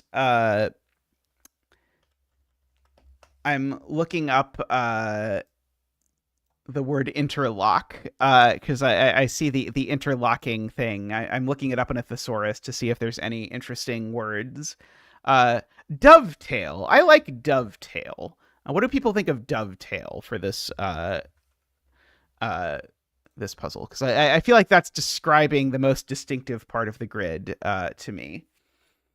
Uh, uh, okay. Uh, I'm not putting a diagonal killer cage into the grid, but yeah, the export open in Sudoku pad. Yeah, there we go. Okay. Start puzzle. Okay. So we have this. So the way we built this, at least, I think we're pretty sure. Actually, I think we're completely sure it's unique, right? Maybe I should double check that first. That is maybe thing one to check is actually to draw back in all the killer cages and verify. Oh, right. It's we can't completely because most of these line types aren't supported. So we'll just have to do it ourselves. I was thinking, oh, all of these things are there, but oh, sorry you've had a long week, Nicholas. But I hope you sleep well, and I hope you have a good weekend to recharge. Uh, there we go. Okay, yeah. Do you have 10 lines in your version? I've never seen 10 lines implemented in an intelligent way in a solver. I know several people have implemented it completely brute force, but there tend to be so many options that that it does not. The peachy colored line is entropic. Is that not in my list? I don't think it was in my list. Entropic. Peach. Uh, Maybe as a variation, I should start listing things more than once in the list. Maybe that would be fun. Uh, I also greatly enjoy things like not all 10 lines are given as an option. So it's funny, like the break-in looked so blinding in the original version of the puzzle, but like now the break-in is just completely invisible, which is what usually happens when you add clues to the grid, because of course when the break-in only involves one clue, and there's only one clue in the grid, the break-in usually stands out. But I think here the break-in is not going to immediately leap out to everyone. But the intended break-in when we made this was to note that this region sum line is 8 cells long. And so the only digit that's not on it is here, which is the opening of, like, I don't know, like 3 different Zeta puzzles this year or something, is some version of that. Because exclusivity, I guess the exclusivity break-in is a fancier version of that, and the crosswalk break-in is a much, much fancier version of that. This is actually probably in some ways the kindest version of this. But the point here is that this digit has to be a multiple of 3 because the sum of the region sum line is a multiple of 3 and 45 is a multiple of 3. And so this is the leftover thing. You definitely can't put 6 in the middle of a German whisper, so it's definitely not 6. So it is 3 or 9. And so the key thing to note is that we know where this digit, which must appear somewhere on this monstrosity, we know where it appears, at least vaguely. We know it shows up down here. Oops. I thought I hit the white. And so if this is a 9, then the question is, what is the yellow digit? And so the thing to notice sort of this, like, there's only 2 possible sums for the line. One of them is that this is a 9, and the sum of the line is 12. And the other is that this is a 3, and the sum of the line is 14. But in the 9-12 universe, there is a big problem, which is that this digit, which has to show up in a sum to 12, can't, because the only digit that could show up in a sum to 12 that is next to 9 on a German Whispers and isn't a 3 is 4. However, this can't be a 4 because of that cell below it. That is quite tricky, but I think it is very natural to sort of try and think about. I don't know. Is that too look-aheady? It feels a little look-aheady, but I don't think it's too bad. I think it's very reasonable, since you can compute what the 2 sums can be and realize that this digit being low is going to be a big problem when it comes to making this work. The fact that 3 and 9 add to 12 is just sort of a beautiful coincidence that makes this whole thing go along. So this can't be 9. It actually has to be 3. Which forces these to be 8, 9. At which point, oops, I didn't mean to delete that much. At which point I know that this is a 1 or a 2, and this is a 6 or a 7, remembering it can't be the other 8, 9, because this has to be high. And now we know the sum is 14. And we know there's an 8, 9 over here, and we know there's an 8, 9 over here, because this 8, 9 is down here. I guess I can keep the coloring for a second. And this 8, 9 is over here. And the... oh no, poor Playmaker. So the thing that someone explained to me... So I saw it this way. There needs to be a 7 in here, because if there's not, there's only one way to make a sum of 14, which would be 6, 5, 3, but we've already used the 3. But someone in chat explained that the way I should think about it is I can't put a 7 with an 8 or a 9 in a sum to 14, and there's an 8 or a 9 in both of these. So in fact, the 7 definitely lives over in one of these cells. And so there is a 4 living up here now, because you cannot put the 4 with the 7. If the 4 is with the 7, it would need to also have a 3, and that's not going to work. So the 7 is either with a 2, 5 or with a 1, 6. Is, I suppose, the point.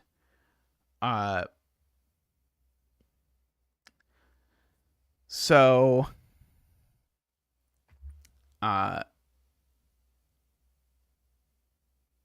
and 4 can't go here, because 4 here doesn't get big enough. 4 plus 9 is only 13. So the 4 has to go here. That was important. And so the 4 goes on this 10 line over here, which is spicy. And let's see. So this 4 now is going with 2 different digits that add to 10,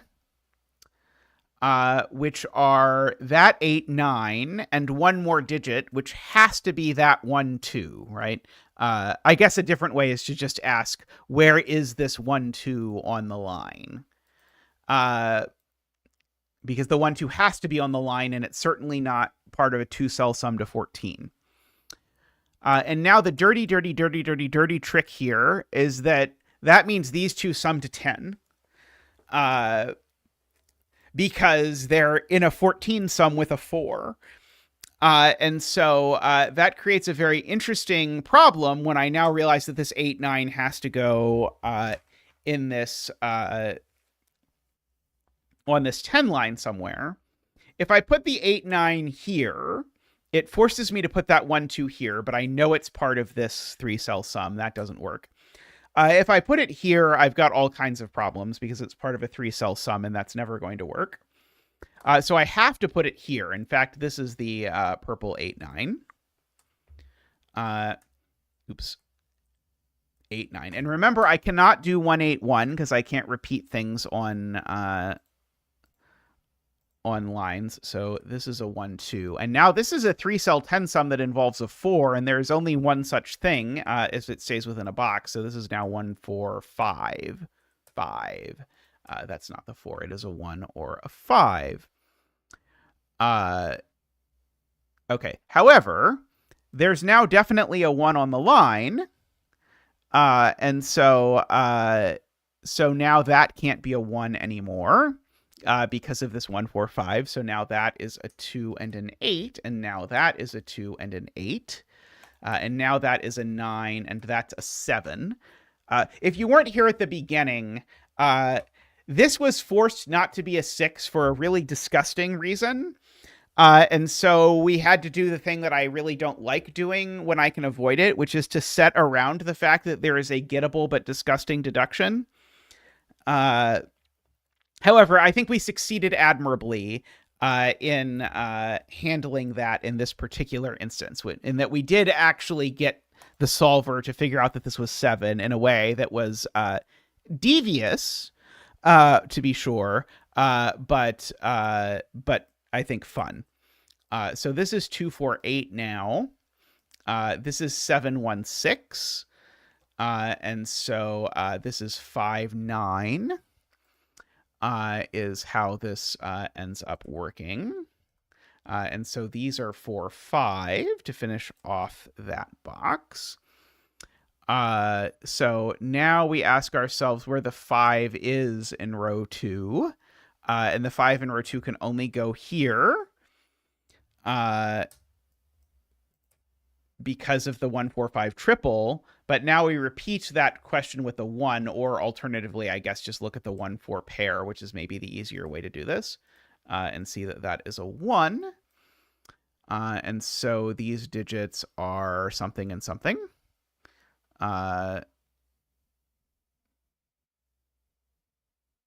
Inexplicably, my Sven button is gone. I do not know why, but suddenly, I swear I used the Sven button earlier in this stream even. But now I don't have a Sven button, so now I have to do this by hand. 2, 3, 4, 5. These are 6 and 7, I believe. These are 2, 3, 4, 5, 6, 7, 8, 9. These are 3, 5, and 9. Even Sven hides from the final testing, apparently. These are 2, 3, 4, 5, 6, 7, 8, and 9. Sven or Mark? I guess Mark button. Yeah, the Mark button. 1, 2, 3, 4, 5, 6, 7. Okay, and so now we look at this and say, aha, these sum to whatever they sum to. They sum to 17. So these also sum to 17, which means that I need my outies to sum to what? So I need so these 7 digits sum to 34. So I need the outies to sum to 11. So I need 2 digits that don't appear on this line to sum to 11. And those digits can't be 2, 9, 3, 8, or 5, 6. So they are 4, 7. And so the only things the line can be missing are 4 and 7. Good. Welcome, Screaming Ice Cube. I think Screaming Ice Cube got the intended step there. So at least for me, the easiest way to do this is to write 3, 5, 9, and 4, 7 in here and say, aha. So therefore, this is 1, 2, 6, 8. So we have that. I will double check that those add to 14. Those do not add to 14. Wait, what was the total supposed to be? No, the total was supposed to be 17. 17, sorry. Do these add to 17? They do add to 17. Good. They add to the correct number. I did really enjoy Modern Art Playmaker. So now we look at the 7 in this box. And so that pushes the 7 over here. And we also look at this digit in this box. And note that this digit gets pushed onto this entropic line as well. So if this was a 9, that would be a problem. It would break because I'd have a 7 and a 9 too close to each other. So this has to be a 5 and a 9. There's a 5 down here, and there's now a 5 here. But now, beautifully, that corner mark immediately pays off. Because that can't be a 5 or a 7 because we've got a 5 and a 7 on this line. And so these are actually just a plain old 5-7 pair, which means that these are a 3, a 9, and something else. A 4, it would seem. Yeah,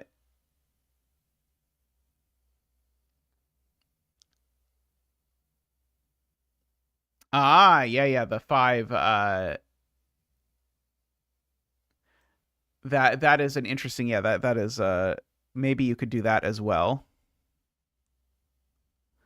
Uh,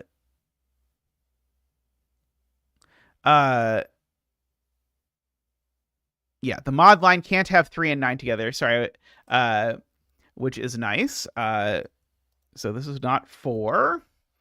I mean, it's usually a good sign that as I'm solving this, I remember why we put each clue here and what it is supposed to do. And so if this is not a 3 or a 9, that's not a 5. Because, sorry, if this is a 3 or a 9, that's not a 5, because these two are the same high-lowity, but that actually places the 5 there. So we have all of that.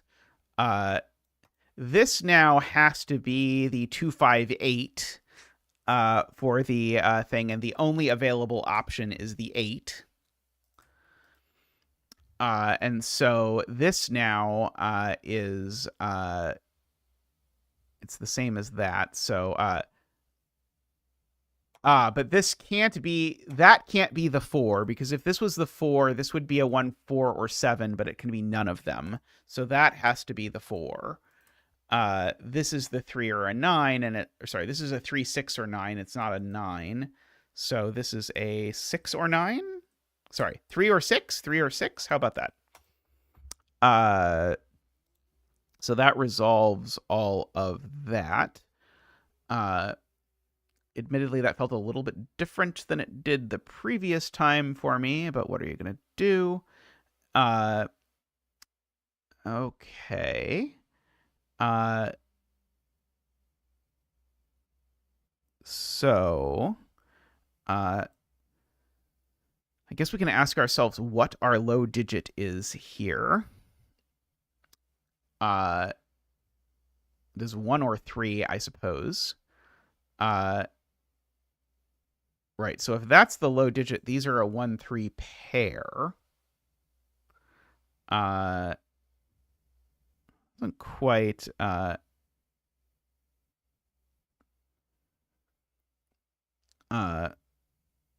it's only from 1 to 8.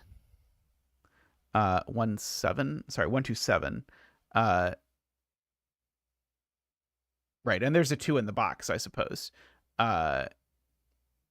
So there's actually, we actually know there's a 2 in one of these 2 cells.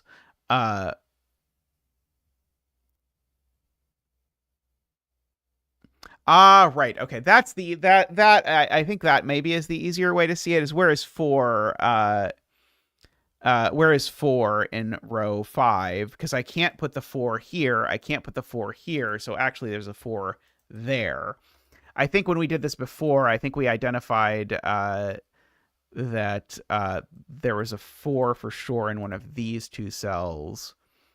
And actually, funnily enough, oh, never mind. Sorry, I was going to say something that was nonsensical. Anyway,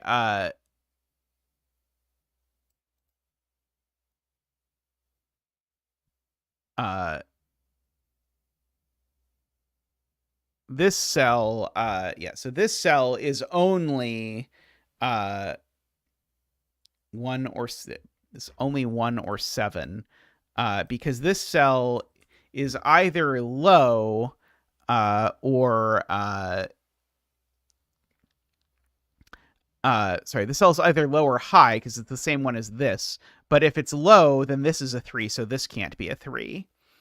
And if it's high, well, this sees an 8 in the row, so this is 1 or 7.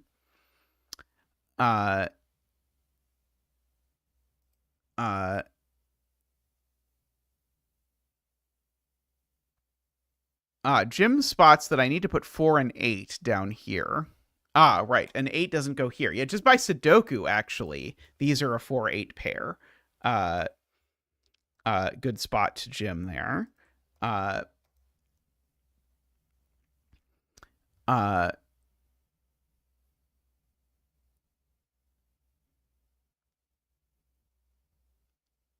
And then 6 in box 6. Yeah, 6 in box 6 is now up here. I feel like we processed this part differently than we did last time, which is fine. But yeah, so now, of course, you can't put a 6 next to a 5, so the 6 is up here. So now that's a 1. So that's a 2, 6, 8. So that's a 3. And this is a 1 or a 7.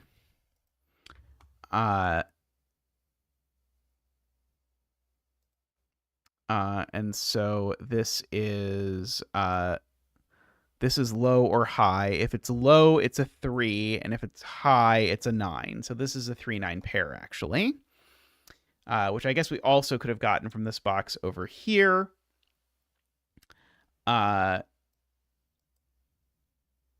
This is a pair. Oh, it's not quite a pair. 1, 2, 3. These are from 3, 6, 9. These are, oh, sorry, that's a 5 and a 4. Let me place those over there. That's not a 1. I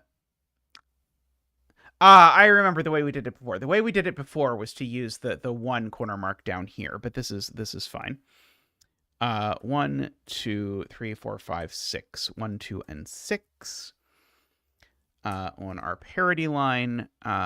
So we definitely need a 1 on the parity line, I suppose, but I already knew that. There's also a 1 on the parity line by Sudoku. Oh, right. That 3 means that's a 9. That, I think, is the thing I was missing from before. Okay, thank you. 3, 9, thank you to Sayori. That 9 makes that a 7 and that a 1. 4 and 1, 8 and 4, 3 over there. No 9s, no 3s, no 9, no 3. So I know the 8 goes there because the 8 can't repeat on the line. This digit is the same modularity, so it has to be a 2, which gives me the 9 and the 2 over there. I need a 1, 4, 7 on this line, and it's not there because that can't be 1, 4, or 7. So it is there, and it's only a 7.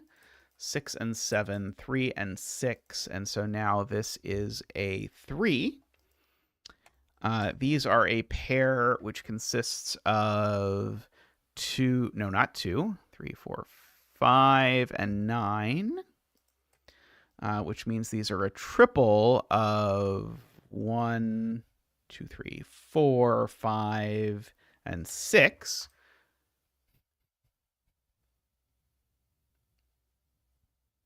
Intriguing. Okay, so previously it was an interesting step to rule out that this was 1, 4, 7.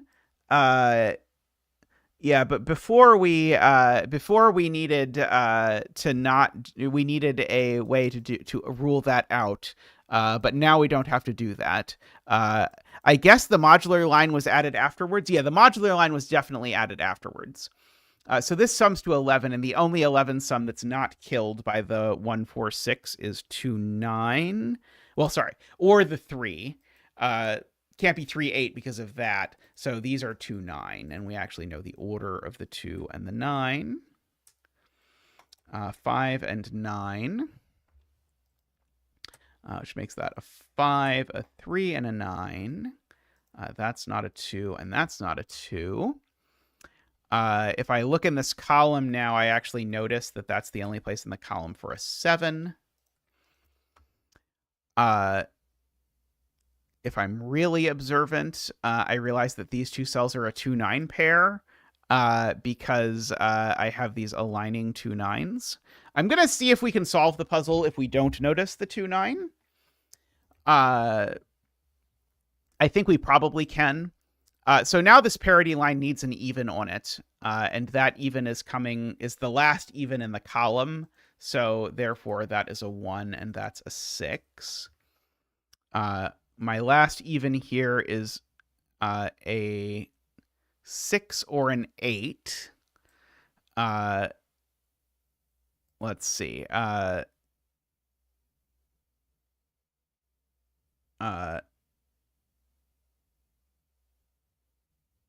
yeah, it's probably worth filling in this digit, right? This is only a 5 or a 7 because it's the last odd digit in the column.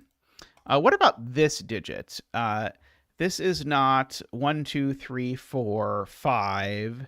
So this is a 6 or a 7 are the only options. However, this can't be a 6 for the somewhat funny reason that if this is a 6, I need to make this digit even. But the only even digit available is 6. So this, in fact, can't be 6. It's actually 7. So that's a 6 and a 7. That's a 2. This is odd, and it's only able to be a 3. And so this is even, and it is a 4 or... No, sorry, it is a 6 or an 8 are the only options. So these are a pair of 5 and 9, which go in that order, and bash out some of that for us. Okay, and so I'm being told that this is a naked single. Let's see. It can't be 1 because there's a 1-6 pair on the line already. It can't be 2. Could maybe be 3, except it can't be. Because there's the same 3 that was hidden before is now camouflaged with a different line. 4, 5. It can't be 6, 7. Could be 8 and can't be 9. So yeah, so this is an 8, which makes that a 6, which makes that a 1. And now hopefully everything is done because we're out of clues. 2, 3. This would be a lot faster if the mark button was working today. I do not know why it is not. 2, 3, 4, 5. This is a 6, I think, making that not a 6. These are a triple consisting of 1, 2, 3, 4, 5, 6, 7, 8, 9. Yep, these are 1, 2, and 4 of those. That's the one that's the 2, apparently. Let's see. So in this box, we still have left to place a 1. We've got the 2, 3. We still need a 4 and a 5 and a 6. We've got the 7. We need an 8. We've got the 9. So I guess also known as the 6 in this row is placed here, which has now made this into a 4. 1, 4, 8, 6, 2, 4. 8, 2. That all sort of fell apart in a somewhat fascinating way to me. And an 8. There we go. I should save myself a copy of this solution. And I will also give myself a new link with that solution. But I should save myself a link via the age-old method of email or of discording it to Tristan. To save it. There we go. Link with solution. Excuse me. Oh, excuse me. With solution, and then I guess I can get rid of the coloring there. Boop. Yes. I agree. And solution. What do you think for difficulty? I think the difficulty is probably 4 out of 5 is probably where this will land, although I always rely on testers to give me an indication. Uh, but we shall see. I know with cracking the cryptic, it's always weird because either they see it right away and they don't have anything to do when they grab it, or they already have a bunch of stuff, and then often it will sort of like fall to the bottom of their list, and then sometimes it'll make it and sometimes it won't. Yes, Selena will rate it a 2 for difficulty. I can almost be sure.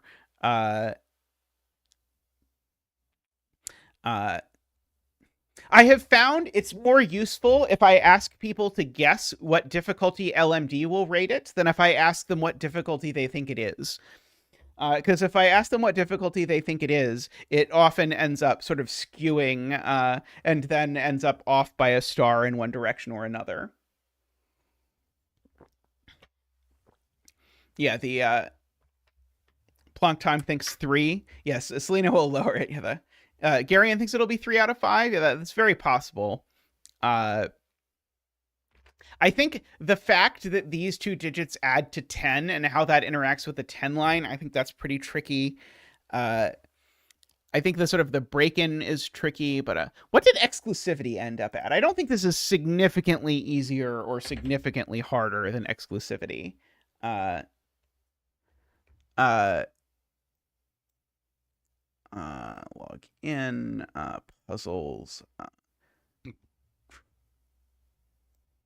Let's see, user pages, my user page, publish puzzles, exclusivity. Exclusivity is at 3 stars. I think this will probably end up at 3 stars. I think this is maybe a scooch harder than exclusivity, but not radically so. Similar vibes. And as I'd hoped, oh no, I was going to say no overlapping clue types, but it does have one overlapping clue type because it has a German whisper in common with exclusivity. All right. Well, I think that's going to be it for today's stream. But thank you to everyone for hanging out today. Thank you for joining me as our surprise solving stream turned into a setting stream. I have been greatly enjoying the setting streams, and I'm glad I've been getting sort of some positive feedback today overall on people enjoying them. So if people keep enjoying the setting streams, I will keep doing the setting streams. So hope you had fun today. I had fun. And I'll be back streaming on Sunday. There's a small chance I will stream some Isle of Sea and Sky tomorrow. I would like to play more Isle of Sea and Sky. I would like to do it on stream. I can't really sort of like plan in advance exactly when that will be happening, but I will do it and I'll let people know in Discord as a sort of fun bonus stream. Anyway, if you're interested in sort of fun, puzzly, Metroidvania-y games, I do recommend Isle of Sea and Sky. It doesn't have any like enemies you have to run from or anything, so it's sort of like an old push the block around kind of puzzle game with sort of neat powers and stuff. So I streamed a bit of it. I'd like to stream some more of it. So anyway, so that'll probably happen at some point. But anyway, thank you to everyone who supports the stream and keeps us going. We greatly appreciate it. I love seeing the new names in the voting at the beginning. So if you are a windmill, like New Windmill AFK, thank you, AFK. You can go look through the bucket and you can vote for the puzzles you'd most like to see. If your puzzles are in there, you are more than welcome to vote for your own puzzles. It is greatly encouraged to do so if you would like to see your puzzles on stream. But anyway, if you'd like to support the stream, you can do that by clicking the join button down below. Thank you to everyone who does. And last but not least, thank you to all the Turbines, Daniel, Danita, David, Franco, Nell. Thank you, Nell. Nordy Plonktime as well in chat. And DDX, thank you all very much. Thanks for watching, and I'll see you next time. Bye for now.